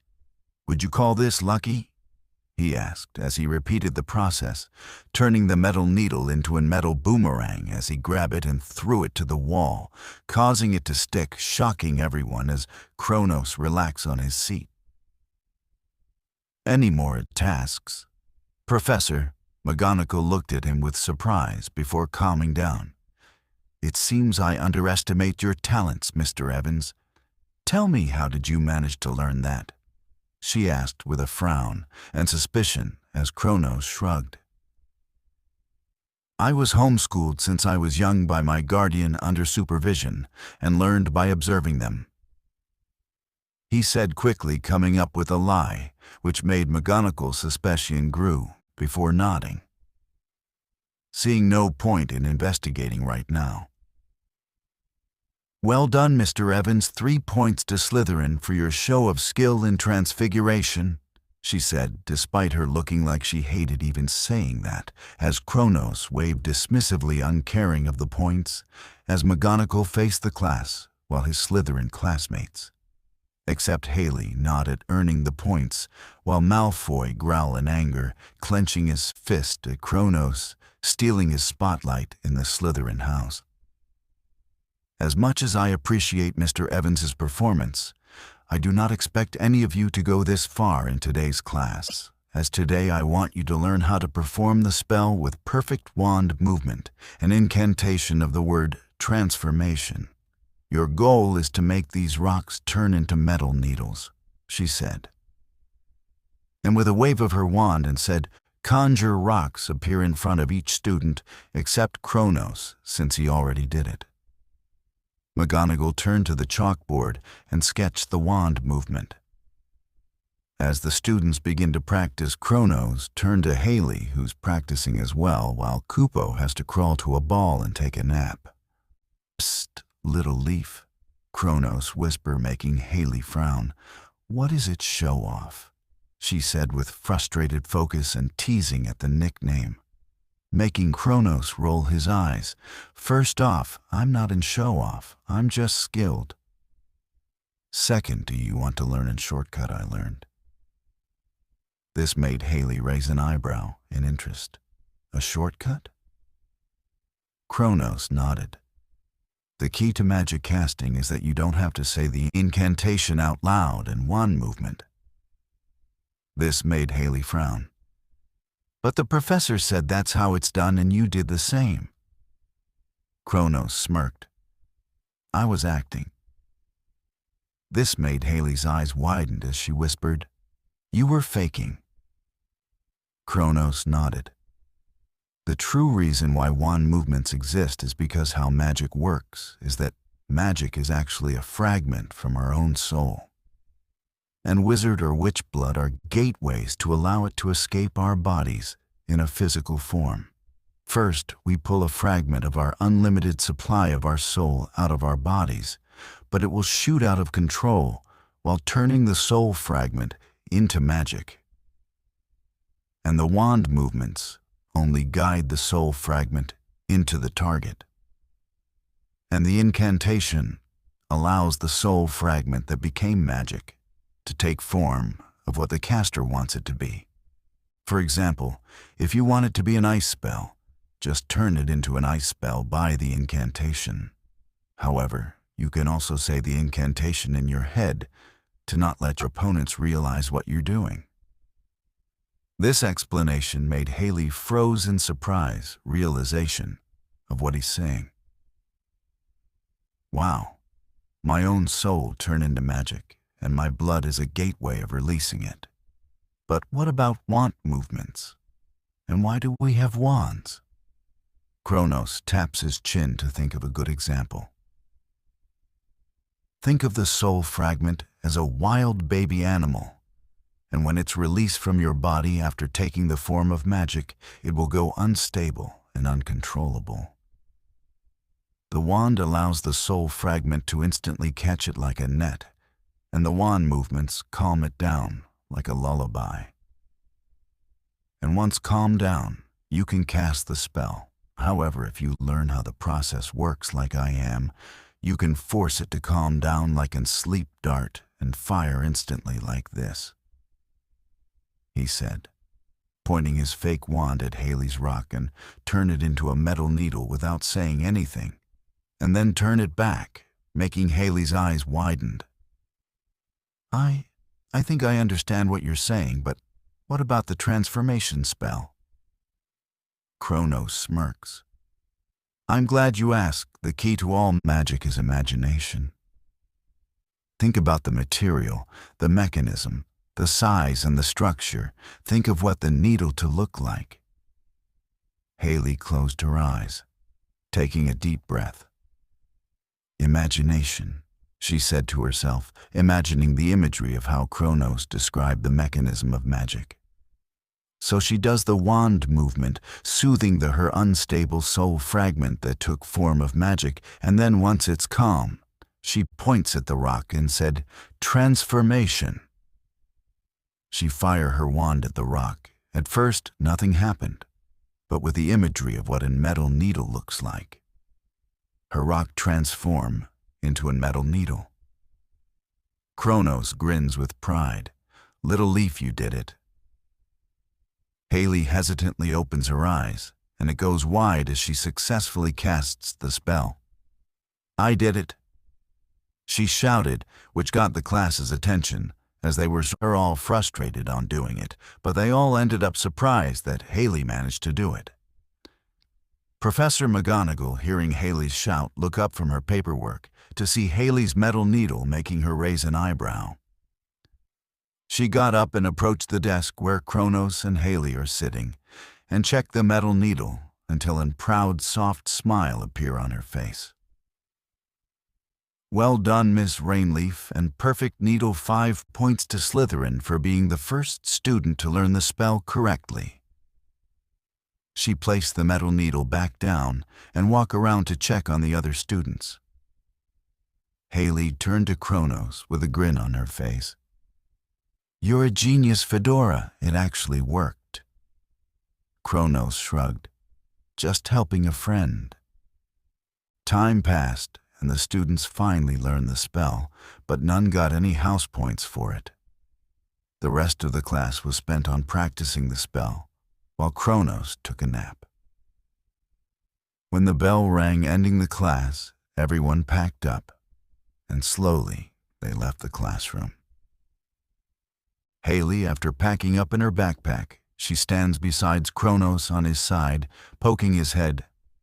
"Wake up, Fedora, class is over," she said, making Kronos sit up and stretch while yawning. Already that was quick. Haley shrugged while Kupo woke up as well, climbing on Kronos' right shoulder. "It was only quick to you because you were the lazy one taking a nap in class." Kronos smirks and got up from his seat. "Fair enough," he said as the duo left the classroom. As they left, Kronos realized something. "Oh, hey, Little Leaf, you know what also helps with casting spells?" Haley looked over her shoulder with a raised eyebrow of interest. "What's that?" "Mind magic like legilimency." She stopped and turned to him with arms crossed. "What's that?" "It's a type of magic that focuses on the mind, mostly how to read it." Haley frowns, giving him an uncomfortable glare. "Does that mean you can read minds?" Kronos' eyes widened, realizing what she means, but he waves his hands dismissively. "Heavens no, it's just an example. Mind magic is in 4th year book to read anyways." But no, I have no interest in that. What I meant to say, there's different types, like offensive, which means invading the mind, defensive, which blocks the mind-reading attack. However, there's also a third and easiest type of mind magic, which is mind-boosting. Hearing Kronos' explanation, she sighs of relief, realizing he can't read minds but is curious about the last option. Mind-boosting? She asked, which Kronos nodded. Yes, as in increasing your memory capacity by increasing your mind capabilities. It allows you to cast magic in full detail by remembering, even be able to cast magic in your head without needing to think about it. This made Haley's eyes widen as she stroked her chin. So you're saying that's how you're able to cast magic effortlessly, is because you increase your memory capacity to the point where you can cast magic faster, since your mind already have it on the ready, and you can multitask more, like transfiguring an object image while casting the spell in your head without realizing it, she said. But her eyes widened as she figured it out, as a grin grew. Wow, that's brilliant, actually. How did you come up with this stuff? Kronos shrugged as they went back to walking. I had too much free time, he explained in a casual tone, with his hands in his pockets as she looked at the ceiling processing the information Kronos told her. As they head to their next class, Kronos can't help but think about how the school schedule works. From his understanding, all first and second year students share the same schedule as the rest of their housemates in their year. However, it changed from third year forward by additional optional classes like ancient runes, Muggle history, or care of magic creatures. Also, since the wizarding world was created, there's also advanced mage classes, island guard training for the training academy colleges when they decided to go after graduation, and many more. But for now, the basic classes for 2 years are transfiguration, defense against the dark arts, charms, history of magic, potions, astronomy, herbology, and basic wandless combat. For right now, since every day is 4 class subjects a day today, him and Haley arrived at Charms class next, which by surprise is with the Ravenclaws this time.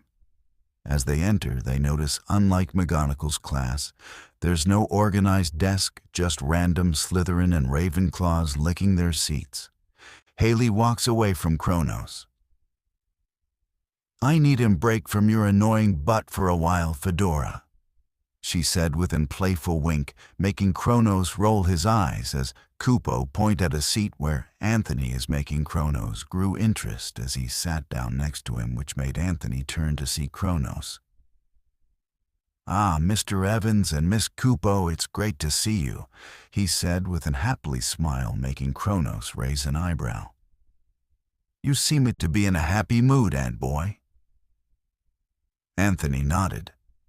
Yes, sir. Astronomy was our first class, and let me tell you, it's interesting to learn about the stars outside of our planet. Kinda makes me wonder how far they actually are. This made Kronos raise an eyebrow and realize something. Wait. Does that mean there's things outside of the planet the wizarding world realm is inside of? Oh Lord, what if there's galaxy-themed monster? Oh, think of the potions I can make with those, he thought with a greedy grin on his face. Anthony noticed it, assuming to be a grin of interest, perked up. Oh, you see the possibilities of the outside world, don't you? Kronos nodded, and before they can continue, Professor Flitwick exited his private quarters, which all professors have inside their classrooms, as the starting bell rings. All right, everyone, settle down now. I know you seem just as excited as I am.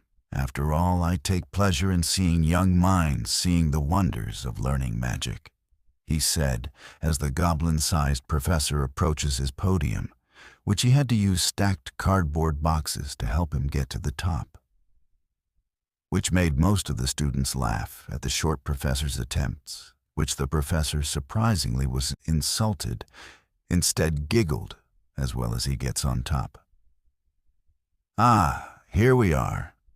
My apologies, I'm getting slower with age, it seems," he said, making some giggle more as Kronos smirked with amusement, growing in liking to this professor.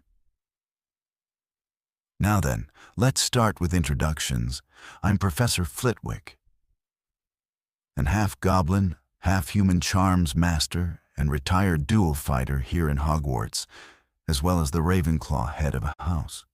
Now with that, what can someone tell me about a simple explanation on what charms are?"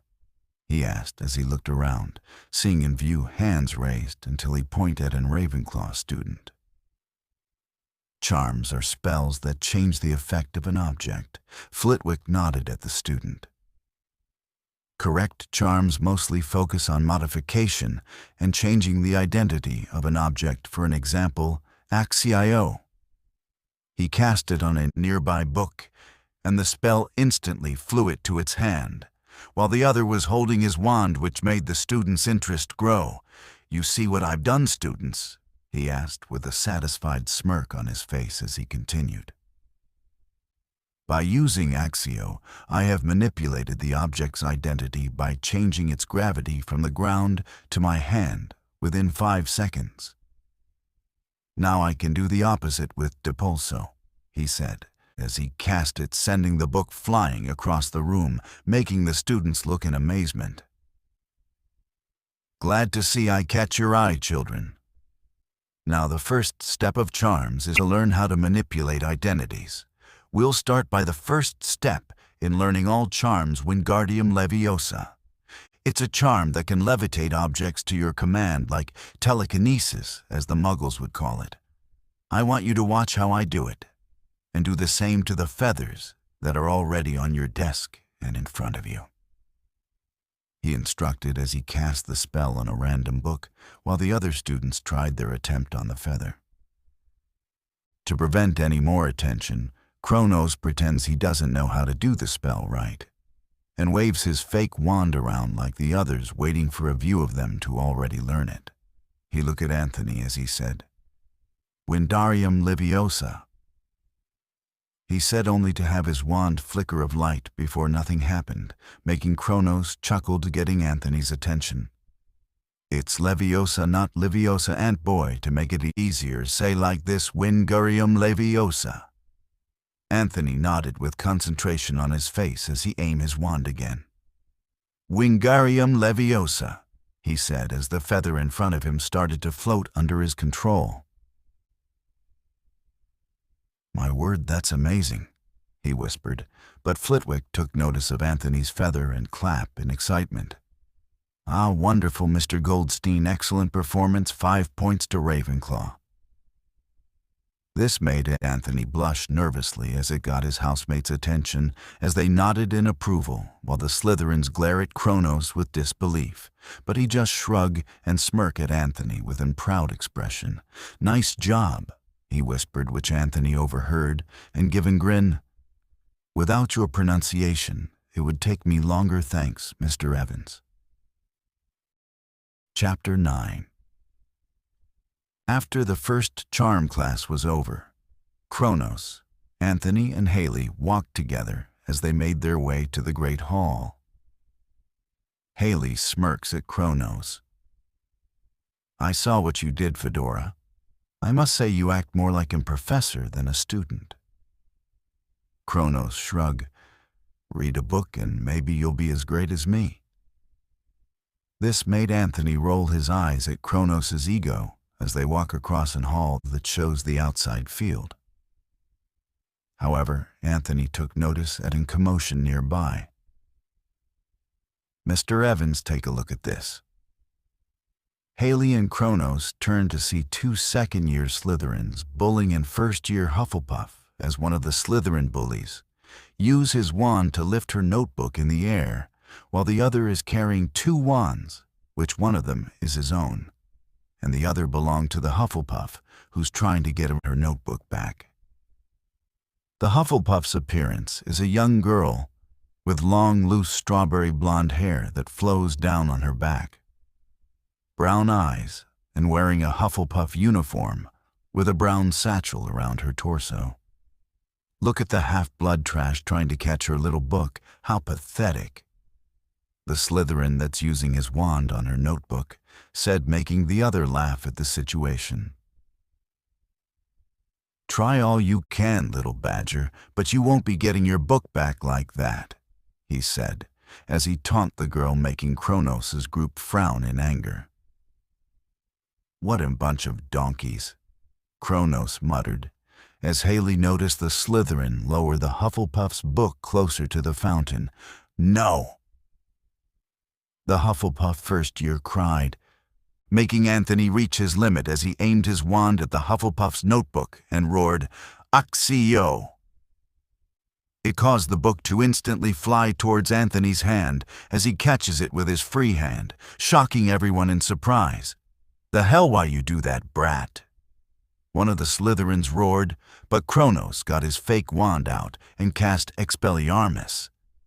In his head, this caused the spell hit the Hufflepuff's wand that's on the Slytherin's hand to fly off his hand, disarming his hand, but the Hufflepuff managed to grab it, while Haley dashed in front of the other Slytherin that was the one who was carrying the Hufflepuff's notebook.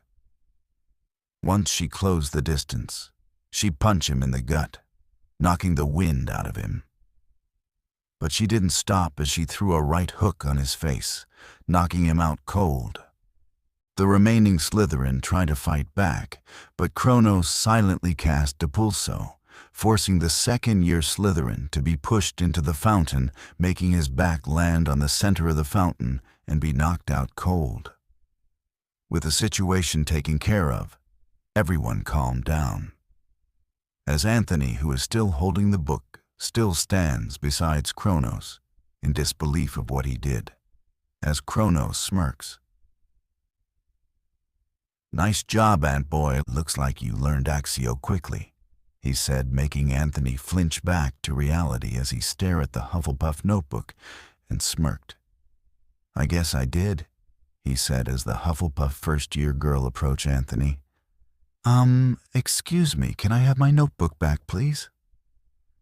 she asked politely, startling Anthony as he stared at the girl who stood in front of him, offering her hand. He shakes his head to focus on what's going on and give the notebook. "Ah, yes, my apologies, here you go."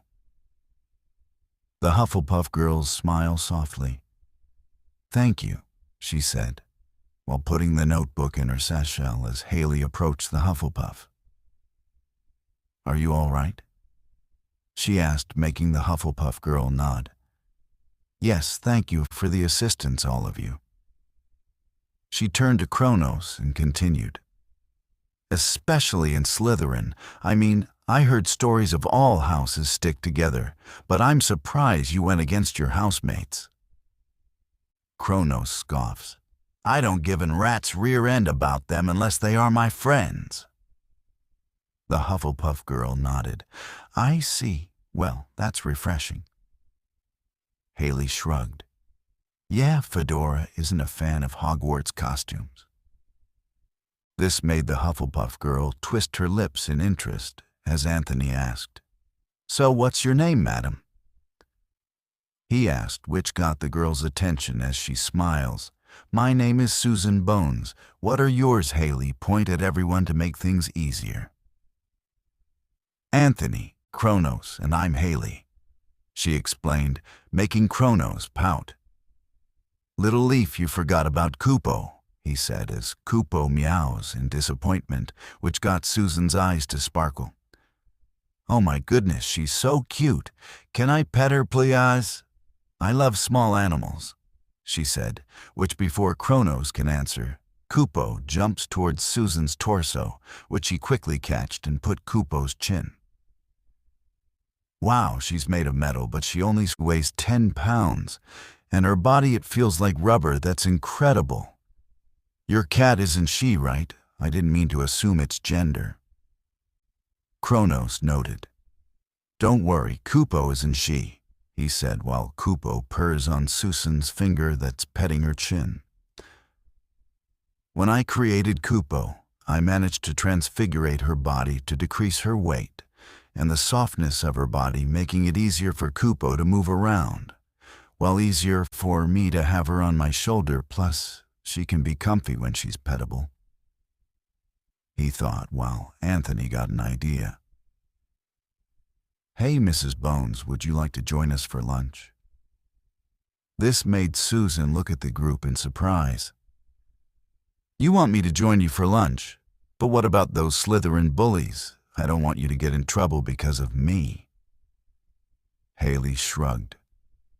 Slytherins are too prideful to say they got their butts kicked by first years, so don't worry about that and just come with us.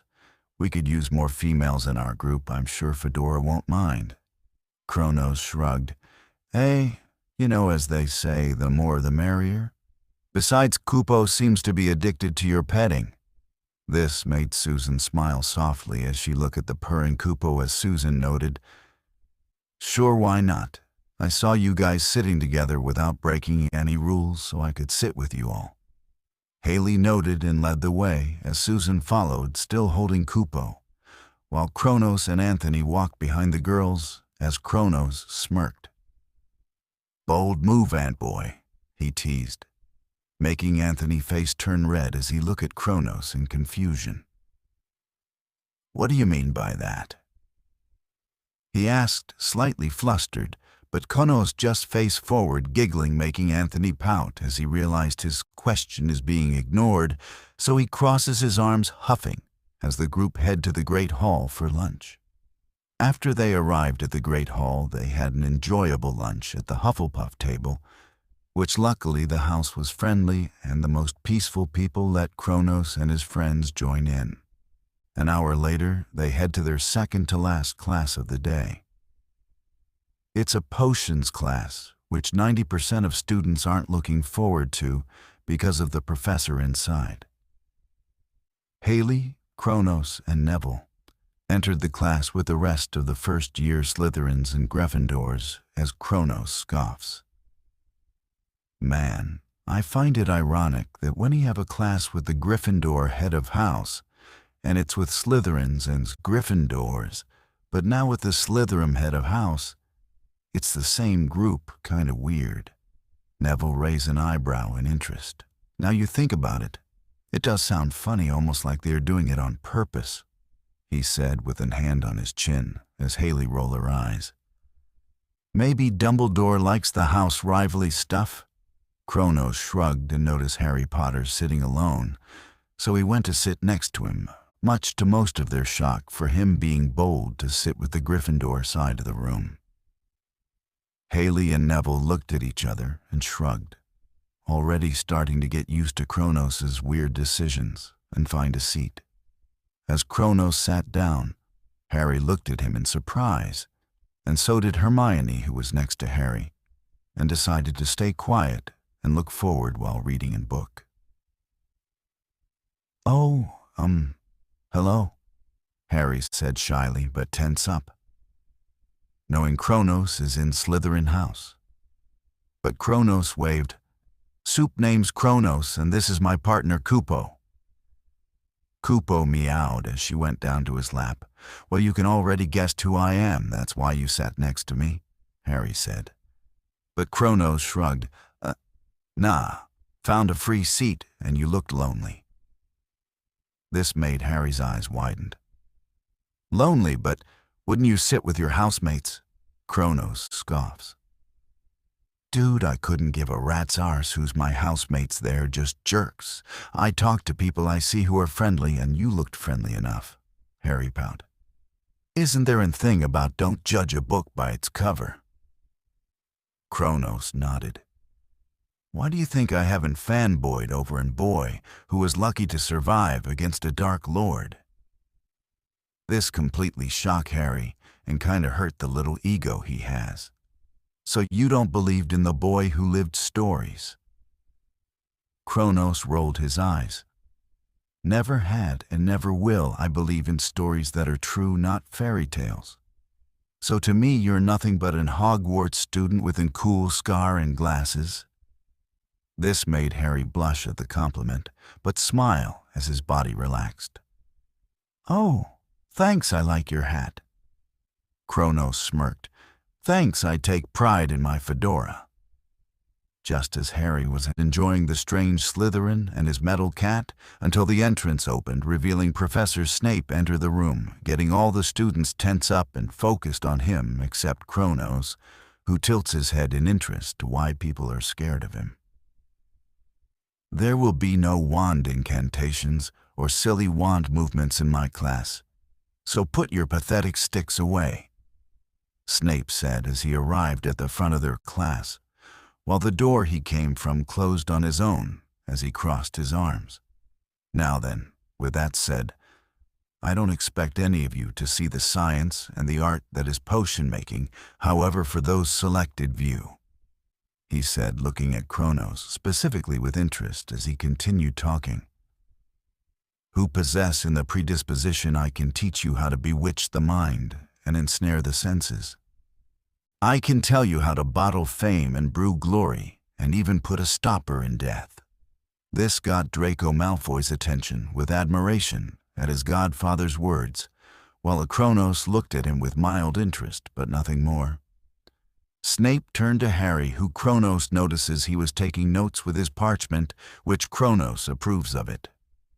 Good mindset to have if he wants to understand this stuff, he thought.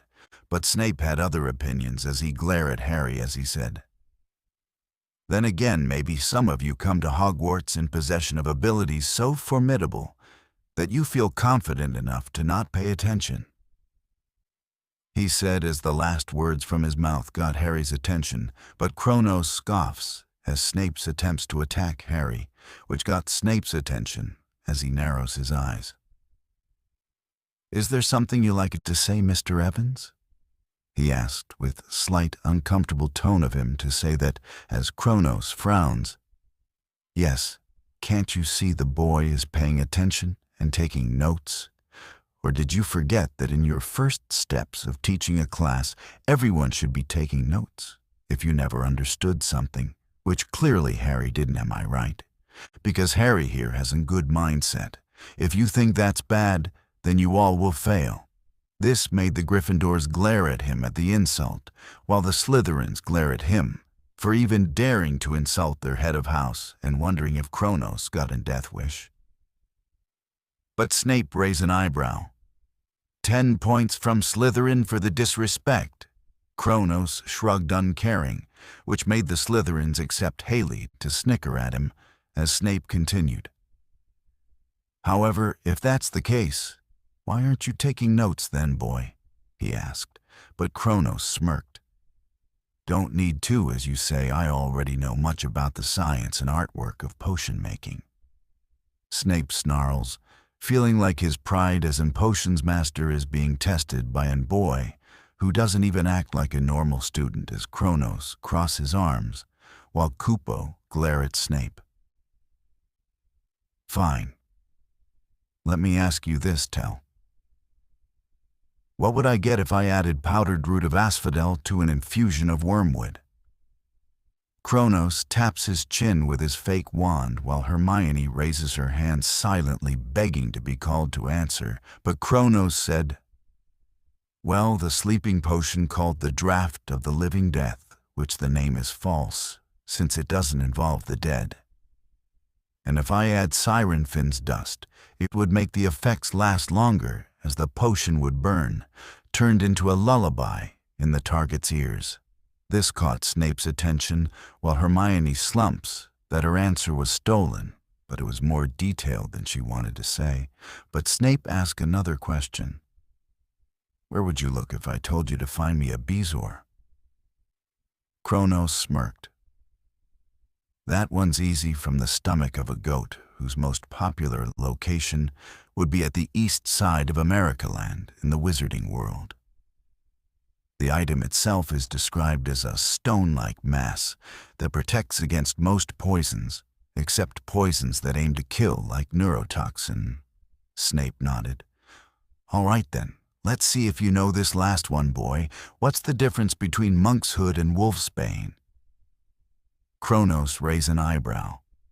Oh, Ricky, except that's not a real question, because there is no difference. Because it's from the same plant called the aconitum, which is one of the most deadly plants in both worlds, as it contains deadly neurotoxin and cardiac toxins, which both had to be removed by the use of enchanted absorption needles.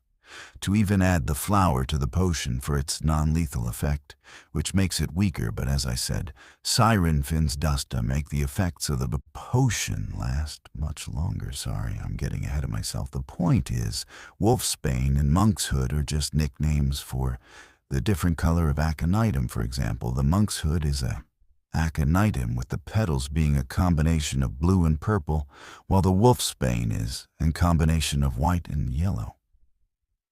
He concluded with a tap of his fake wand on the table as he gives a smug look. "Any more questions, Mr. Snape?"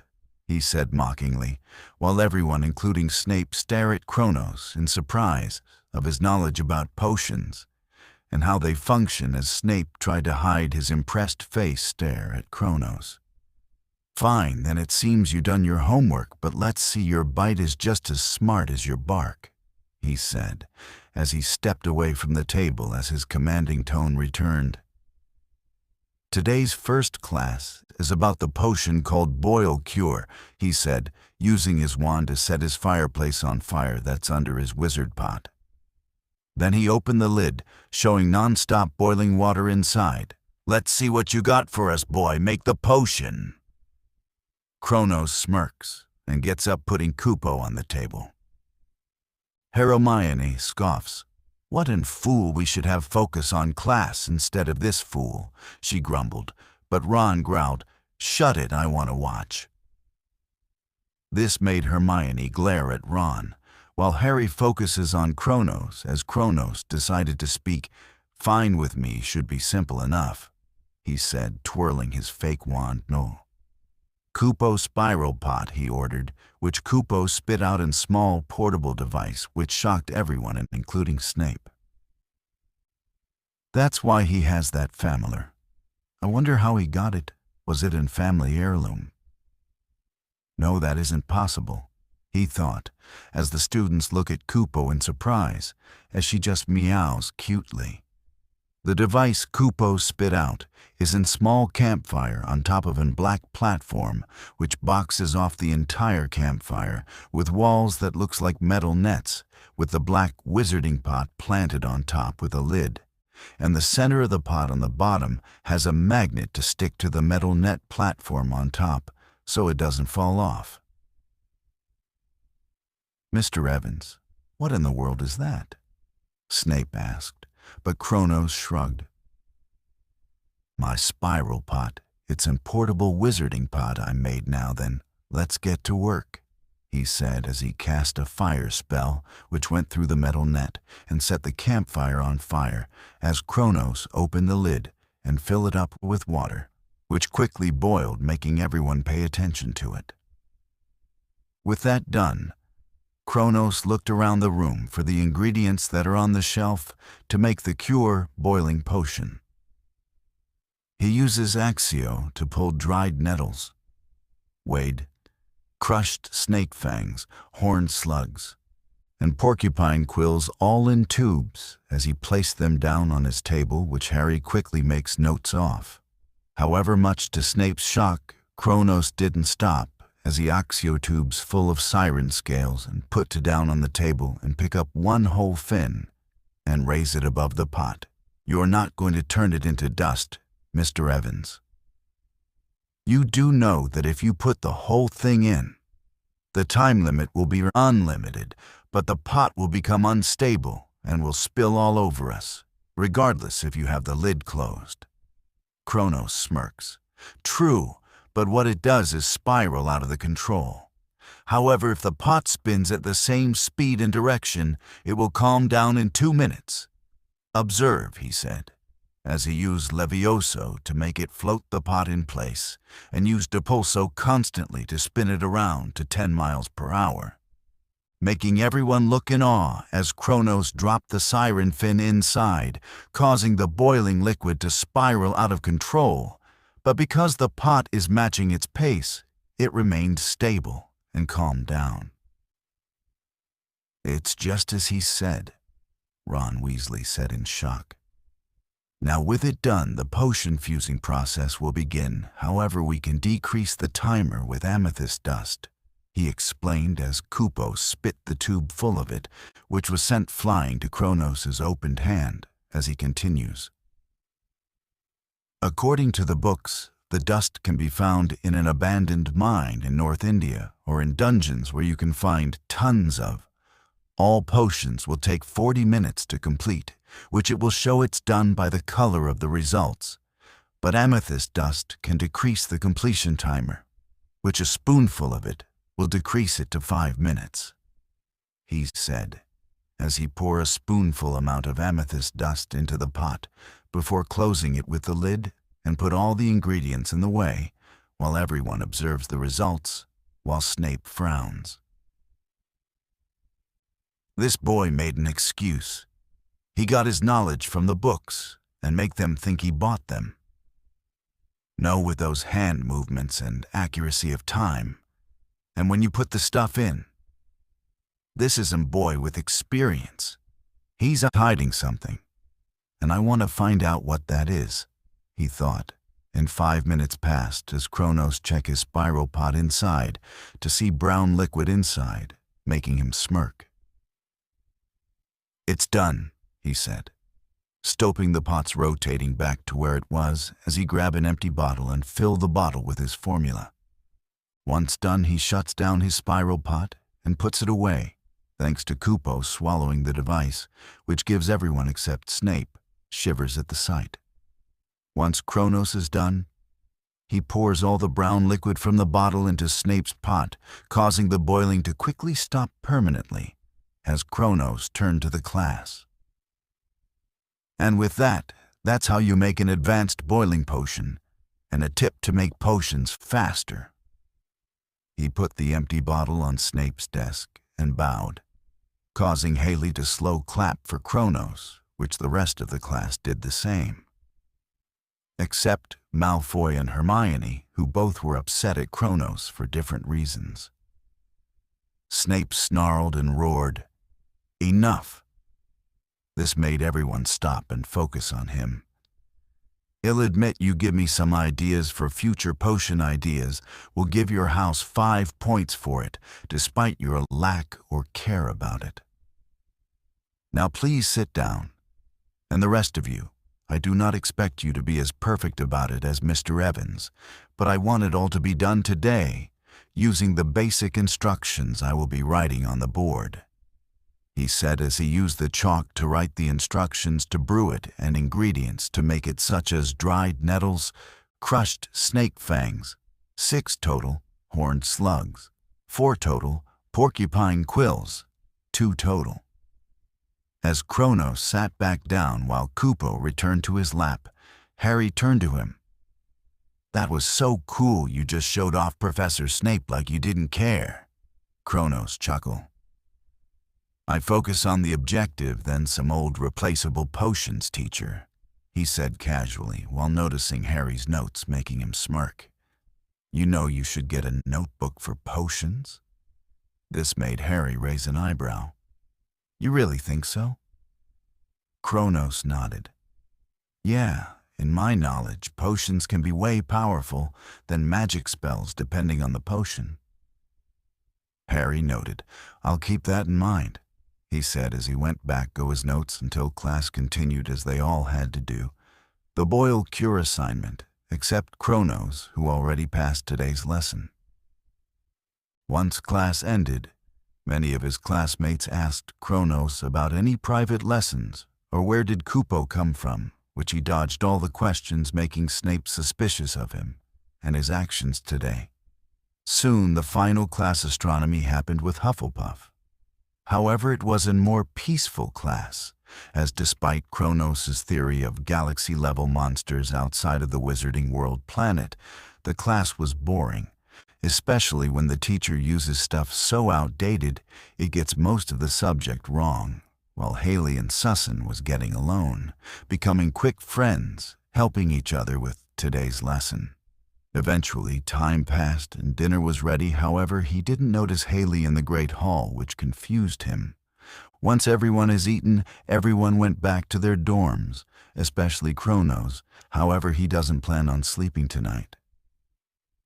After depositing the briefcase full of Muggle cash to his private vault under his office desk, once he exited his fedora, he put it on while he used his illusion necklace to change his outfit to make it back to normal, but a black cloak covers his entire body, including a hood pulled up and designed so the shadows covered his face.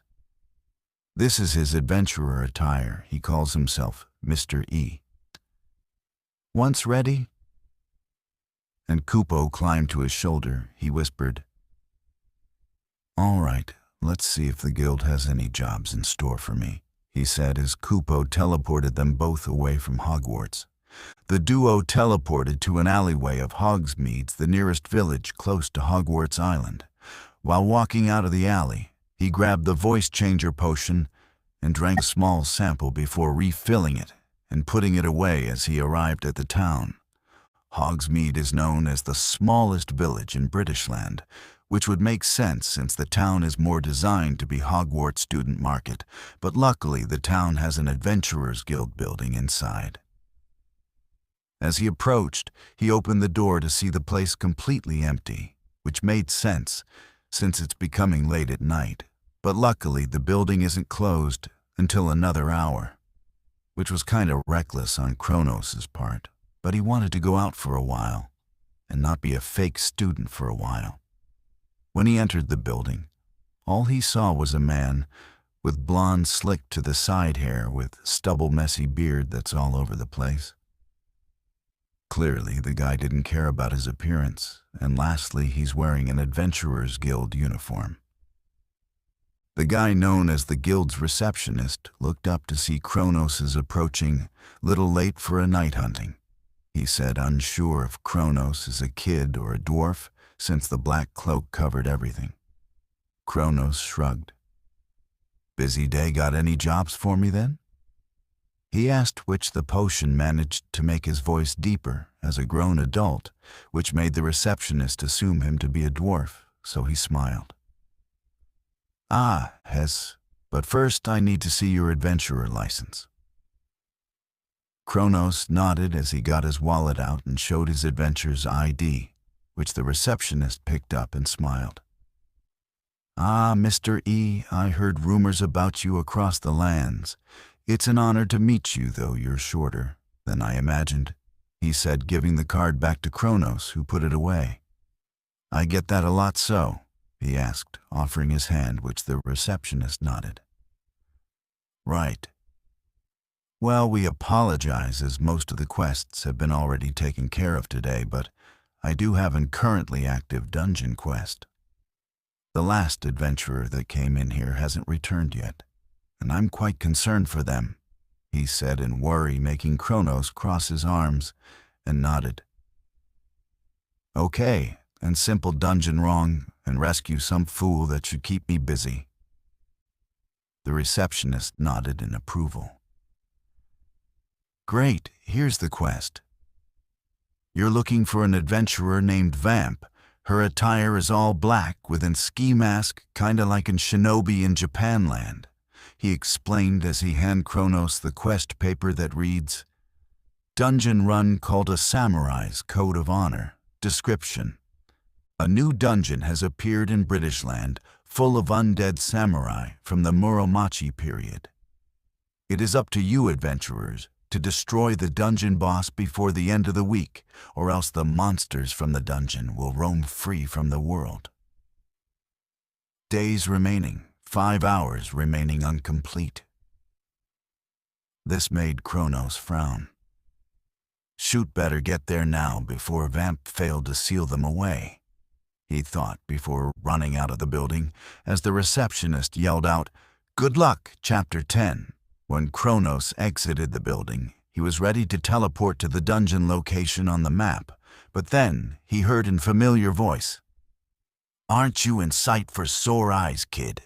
I recognize that small figure from a mile away."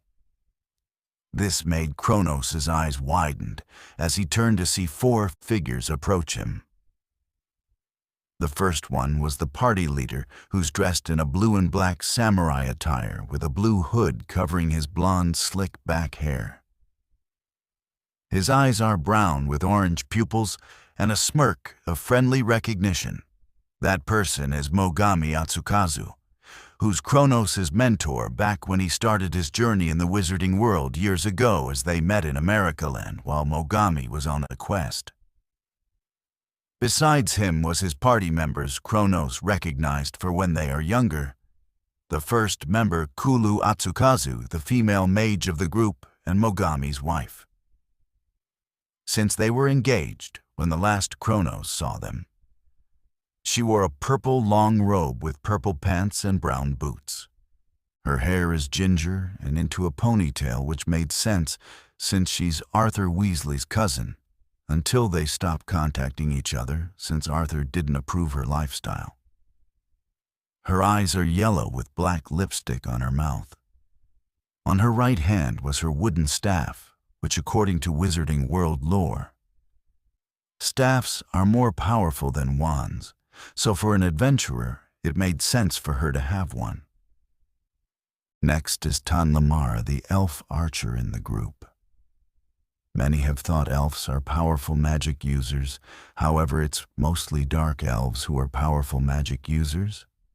However, they were also consumed by dark magic, giving elves a terrible reputation. So before the wizarding world existed, Merlin made the dark elves go extinct, leaving the other elves to live in the wizarding world. As Tanlamara is from the forest elf race, which despises magic as they fear. They would end up as dark elves, which lead to them becoming hunter elves and the most long-lasting elf race in the wizarding world. Tanlamara's appearance is brown hair tied to a braided ponytail. His face is soft and shiny with pony elf ears exposing his race with shiny blue eyes.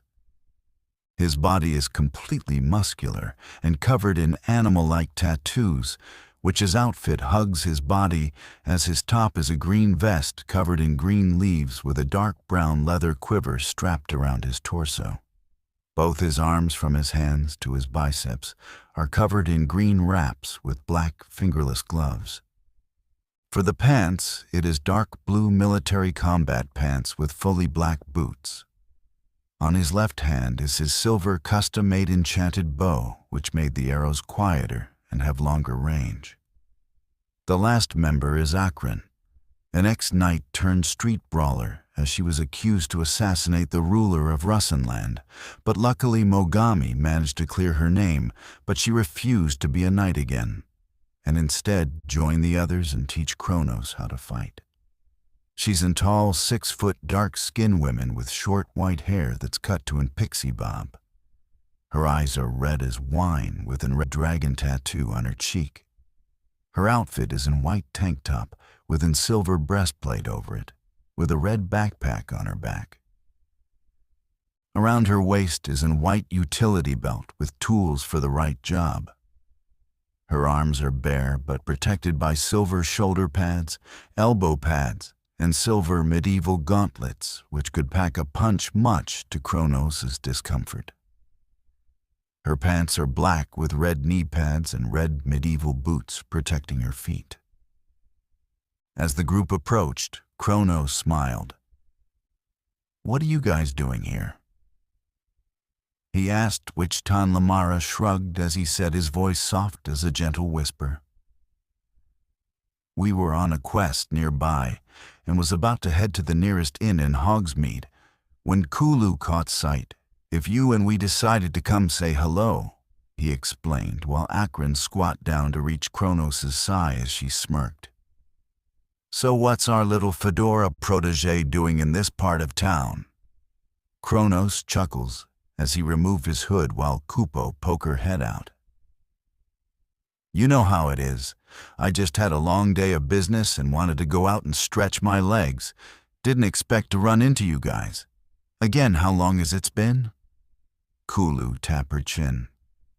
Probably a year ago now, but you were in the Muggle world a lot during that time, she said, making Kronos remember that this adventurer's party are the only people who know his secret of being a Muggle, but they still took him under their wing as a member of their party before Kronos eventually learned enough to go solo. Mogami notices the quest paper on Kronos' hand. What did you find? Kronos handed the paper over. I dungeon run, but I'm kinda in a time limit on this one, so I can't stick around, he said as he pulled his hood back up while Mogami was reading the quest, making him frown. Well, that's 5 hours left. That can't be good. This got the other members' attention as they got serious and read the quest paper as Kulu looking at Kronos sternly as Kupo go back inside his cloak. And you're going there alone. Kronos, that's too dangerous. You know that more enemies spawned during the last 24 hours. Kronos crossed his arms. I've gotten stronger than you last saw me. I can handle this. Tan Lamara frowned. That will not do. We still have fight left in us for one last task for the night. The other members of the party nodded, making Kronos pout. You don't have to do this. Mogami pats his head. Stop being stubborn, kiddo. Your pride and ego is going to get you killed someday. You can't do everything on your own, just because you're a secret invader. I was like that before at your age. Until I met my party one day. You'll find your own party. We're going to help you. Whether you like it or not. Besides, he grins.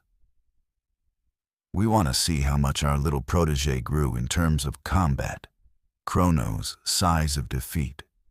Fine, but stick close to me, he said, turning away, while everyone remembering how Kupo's teleportation works as they all hold hands, leading Mogami touching Kronos' shoulder, which Kupo managed to teleport them all away. A few seconds later, everyone was teleported to an open field in the middle of nowhere in British land, as they are in front of a black iron door with Japanese engravings on it of a giant skeleton slaying an army of samurai. Everyone began to notice the red aura surrounding the door, signaling how close it is to be opened, as the door was already cracking up. Leaking red mist, which got everyone on guard. Crap! The door is already on a state of collapse, Kulu said, making Akron frown. That just means we have to do this here and now. Everyone nodded in agreement, as Mogami ordered, Honey, we need buffs. Kulu nodded and used her staff to cast magic buffs to them, such as weapon damage increase, damage reduction, healing stealing barrier, and many more. Once she's done, she nodded. All done here, she said while everyone checked their equipment as Kronos drinks the speed and strength potion, then refill them before putting them away, and got both of his goblin steel katanas out, making Mogami chuckle. Dual wielding, now that's a surprise. Didn't know you practiced that art, he said, getting his own two-handed katana out, sharpening it as Kronos shrugged. It got easier once I got the hang of it, even made my own style out of it. Tan Lamara nodded, checking his arrows.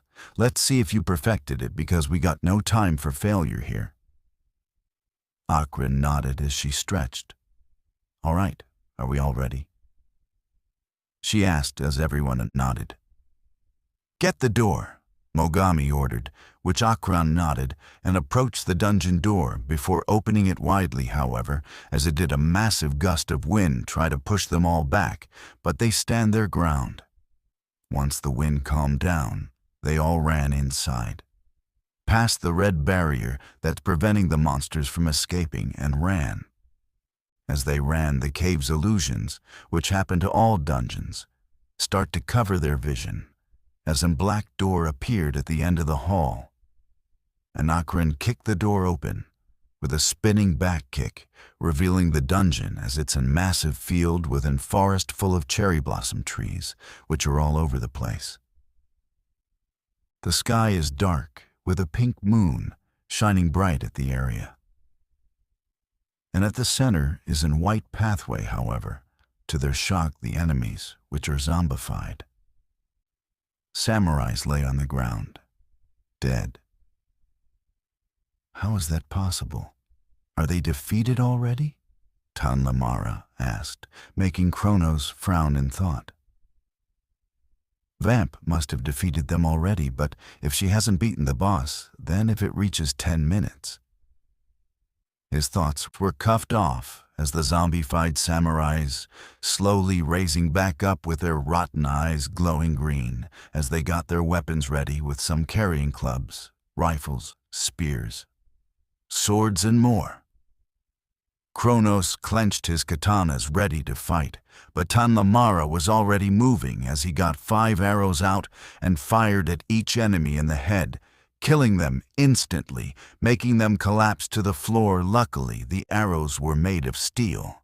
Kronos turned to him as Tan Lamara spoken. "We do not have time to waste, Kronos. You're the fastest in our group. Go on ahead. We'll catch up." Kronos looked at the others, who nodded and start facing off some of the zombified samurai who are coming back for another round. Kronos smirks. "All right then, let's dance." With the help of the speed potion, he puts his swords away and gets his revolvers out as he dashed off in a blur off of speed. As he ran, he sees more enemies, so he starts firing the steel bullets that are covered in electricity piercing through them, while the gun generates more bullets out of thin air, with some, such as the armored lizards, being bulletproof but is still stunned by the electricity, giving the others a change to follow him, with their trained and experienced legs, managing to catch up and kill the stunned enemies, as there's some armored animals and undeads.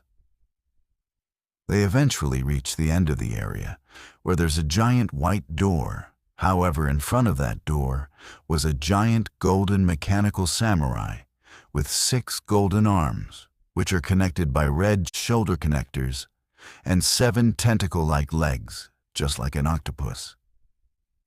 The face was shaped as a vulture as it screeched at them, causing all the party members to be paralyzed in place. "Crap, I can't move," Akron cried out as the golden robot samurai summoned a golden chain from its palm, which had a scythe at its end. Once the weapon is out, it raises the weapon in the air, and just as the weapon swings towards them, Kulu raised her staff and summoned crystal barriers around everyone, caused the weapon to hit everyone's barriers, and them all flying across the forest. As Kronos flew back, he noticed he could move his legs again, so he flipped in midair and grabbed a tree branch while the others recovered. "Is that the dungeon boss?" Tan Lamara asked, despite nobody have the answer, but Kronos thought. "No, I didn't see Vamp's body, and I know none of these enemies have fire-based attacks to burn her corpse. She could be inside that door." With that realization, he said, "No, I think that's just the gatekeeper." "That's just great. The thing can paralyze us with its screams for 3 minutes. It has long range, and his arms are long enough to crush us anywhere." Akron complained, mostly annoyed, but Mogami's eyes widened in realization. "Arms? Guys, did you see the red parts of its arms?" "I think that could be in weak spot," he said, making Kulu frown in thinking before she nodded. "I have a plan," she said, turning to Kronos. "Kronos' apparition doesn't work in dungeons. I'm going to need Kupo to teleport me on its head." Kronos nodded and got down to approach Kulu, touching her arm, causing Kupo to silently teleport her to on top of the gatekeeper's head as she raised her staff while covered in a purple aura as she gritted her teeth, summoning a boulder on top of the gatekeeper. before transfiguring it into a boulder full of chains, as she roared, "Chained imprisonment." This caused chains to come out of the chain boulder, covering the gatekeeper's beak and arms in place with chains. The gatekeeper growled in anger and frustration, but one of its tentacle legs grabbed the golden weapon and go for another swing.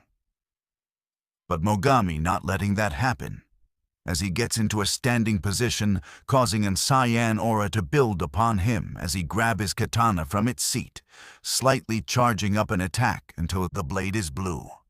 With an battle cry, he swing the curtain out of its sheath, causing an energy slash to fly out of the blade as the golden weapon from the mechanical monster swings up in the air, ready to hit again. But the energy slash cut the golden chain mid-air, sending the weapon crashing to the ground, while Tanlamara prepares 6 arrows and with some concentration and a deep breath before releasing the arrows, causing them to fly and hit the red shoulder connectors, which start making spiderweb cracks before they broke, making the arms fall into the ground, now angering the machine as it thrashes its head around, making Kulu lose her focus, wobbling on its head before readjusting her stance to get in better footing. "You're not getting me, Goldie," she taunted, causing the mechanical monster's orange eyes to glow bright as gold mechanical lions and vultures appear out of thin air, coming after the group that's on the ground, while the machine's tentacle legs thrash around trying to hit something. But Akran deflected the tentacles with her arms and legs, pushing them back, while Mogami focused on the golden mechanical lions as he used his swordsman skills to cut them down one by one while dogging their claws as Tanlamara fire arrows at the golden mechanical vultures. However, Kronos was running around, getting a good view of the chest piece of the gatekeeper, making Kupo meow in worry. Yeah, I know, but it's out best shot."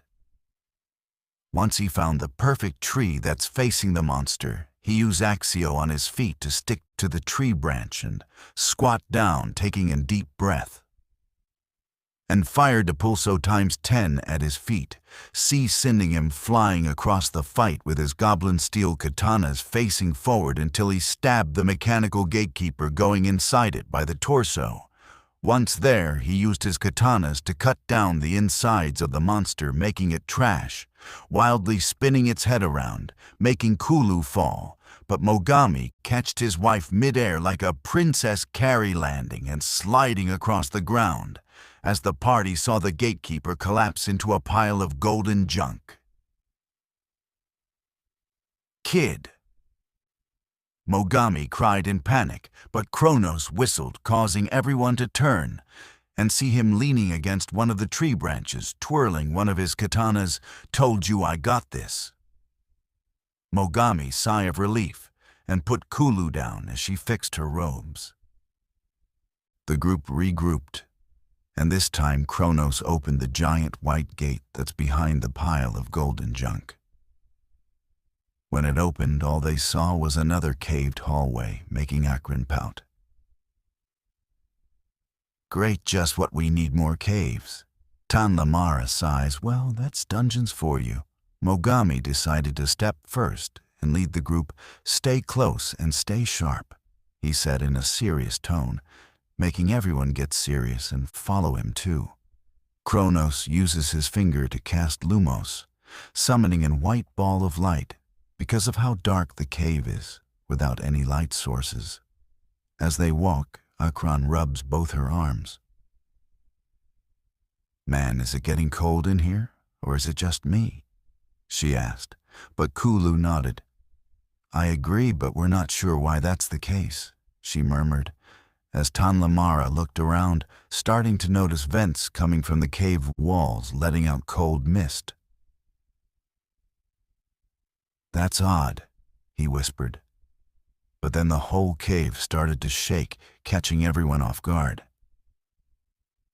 "What the hell is this?" Mogami said in a panic, as they all looked up to see the ceiling starting to shake above them. Kronos, in a desperate move, ran and got in front of everyone, casting Depulso on everyone, sending them and himself flying until they crash and roll across the ground, while the rumble starts to crumble out of the ceiling, closing the gap between them, sealing Kronos from the inside. When Kronos regained his footing, Mogami called out, "Kid, are you all right?" "Yeah, I'm okay, just sore. What about you guys?" he asked, while everyone had a sigh of relief. "We're good, but I think an explosion spell on this could make the rumble get worse," she said. As Kronos looks behind him towards the other side of the hall while feeling his potion start to wear off. "Crap, looks like I'm on my own," he whispered before calling out, "Hey, I'm gonna keep going, hopefully find the boss on the other side," he said, making the party quickly get worried. "No, don't go anywhere, Kronos. We'll find a way to get to you," Mogami said, but Kronos shakes his head. "There's no time. We have 2 hours before the timer runs out. You should get out of here while you still can. Kupo can help me escape once I'm done here," he said before turning and running, ignoring Mogami's protests. As he ran, he got his goblin steel blades out just in case, while having a Lumos ball floating near him as he eventually reached the end of the hall, which showed a circular room which seemed to be a dead end and way too dark to notice anything. "Okay, now what?" he asked himself as he looked around, until that's when he heard slurping noises, which sent a shiver down his spine as he turned towards where the sound came from and approached it slowly. As he got closer, the source of the noise slowly started to show itself, only to make him freeze in place. Because what he saw was an undead goblin laying on the ground, but that's not what really made him shiver in fear. It was the person leaning over the dead body, making slurping noises on its neck. The figure was dressed in an all-black outfit with black shirt, black pants, black boots, black gloves, and even a black hoodie. But what really got Kronos' attention is the mask they are wearing, as they are wearing a black ski mask, but it's lifted high enough to show their feminine lips wrapped around the monster's neck. Kronos' not visible eyes widened as he whispered, "You're Vamp," he said, with his voice back to normal because the voice changer potion he drank ran out of time. This made Vamp froze and move her head away from the neck to look at Kronos, while their teeth are shown with the teeth sharp as fangs and dripping with blood, which made Kronos realize Vamp was a name short for Vampire Son of a. He was cut off as Vamp charged at him with fangs open wide and claw exposed out of her gloves, going for a strike and for the kill, but Kronos frowned and lifted one of his hands that is holding a goblin steel katana, casting Depulso, sending Vamp flying and crash into a wall. With some time to move, Kronos used Kupo to teleport back to the other side. "A vampire shoot. Why is there a vampire here? Was it drinking that monster's blood? Merlin's beard. I need it's going to kill me because I witnessed her." He panicked and put his swords away while he grabs his speed and strength potions and drank them again. Once finished, he refilled them and put them away. Kupo spit out a large potion which is called Sunlight Holy Water. But he improved the potion by enchanting the bottle to absorb the sunlight, making the holy water to boil all the time. He opened the potion up and poured some of the stuff into one of his goblin steel katanas, causing the blade to glow in white glowing aura that brightens the area around him. "I can't use the dark to my advantage. I won't have time to get night vision out," he said to himself in a whisper as he refills the potion before Kupo swallows it back to her pocket dimension stomach. Once done, Kronos saw a flash of a black blur going to punch his right shoulder, so he used his sword to block the attack, sending him flying, but not far enough to hit a wall. and instead roll across the ground before recovering, while Vamp moved her hand in a wince, as the glove was burned off from the sword's effect and made her skin burned, but her hand regenerated extremely slowly, making Kronos frown. The heart is the only way of killing a vampire. Even cutting their heads off or damage the brain won't do anything, he thought, as he cast magic, summoning 100 Lumos balls all around the area. Not to hurt Vamp, but to make the entire battle visible, revealing the circular cave they are in, which the floor is covered in undead goblins that are already defeated, probably from Vamp. Vamp herself winces as her eyes burn from the sudden brightness she didn't expect to appear. Kronos couldn't see the color of her eyes, but could tell it hurt her, so he quipped, "Let there be light," he said, while his free hand grabs one of his revolvers and starts opening fire at Vamp. Vamp, regaining her vision, notices the bullets and run up the walls, while Kronos kept firing that bullets that was too slow as they hit the wall behind Vamp, following her. But she scowls and jumps across from wall to wall, and she kept going until she's nothing but a black blur bouncing around the room. Dang it, she's trying to confuse me, Kronos thought, as he looked around for when she would strike, but then he heard her bouncing off the wall behind her, heading towards him. Kronos looked over his shoulder to stare at her. "Found you," he roared, and with his temporary super speed swings his sword, making the blade cut across her forehead, burning the mask in white flames, making her scream in pain. But Kronos kicked Gear in the stomach, sending her across the room. But she tries to claw her mask off. Luckily, she was successful as she tossed the burned mask to the ground, letting the white flames turn it to ash, while her face was completely burned and is slowly regenerating, as Kronos gets in a fighting stance, with his left hand aiming his gun at her. "Ops," he said tauntingly, which finally pissed Vamp off. With a roar of battle cry, she appeared in a blur, shoulder bashing his stomach, kicking the oxygen out of him, sending him flying, as Kupo lost her grip on Kronos, causing her to fly out of Kronos' cloak, and landed on one of the defeated undead goblins, while Kronos finally crashed into a wall and fallen down, landing on his stomach as he tried to get back up. But when he did, Vamp tackled him to land on his back as she got on top of him, punching his stomach, repeatedly weakening him and causing a small shock wave to shake the whole battlefield. She keeps hitting him until he lost grip of his revolver, which she picked it up and aimed for his head. "Game over, punk, see you in hell," Vamp said as her face was finally finished healing, but what he saw made his eyes widen, seeing the familiar white hair, red angry eyes, and the cute youthful face he recognized, which made him realize the vampire that's attacking him is the familiar face of Haley Rainleaf, with her vampire fangs snarling at him, ready to kill.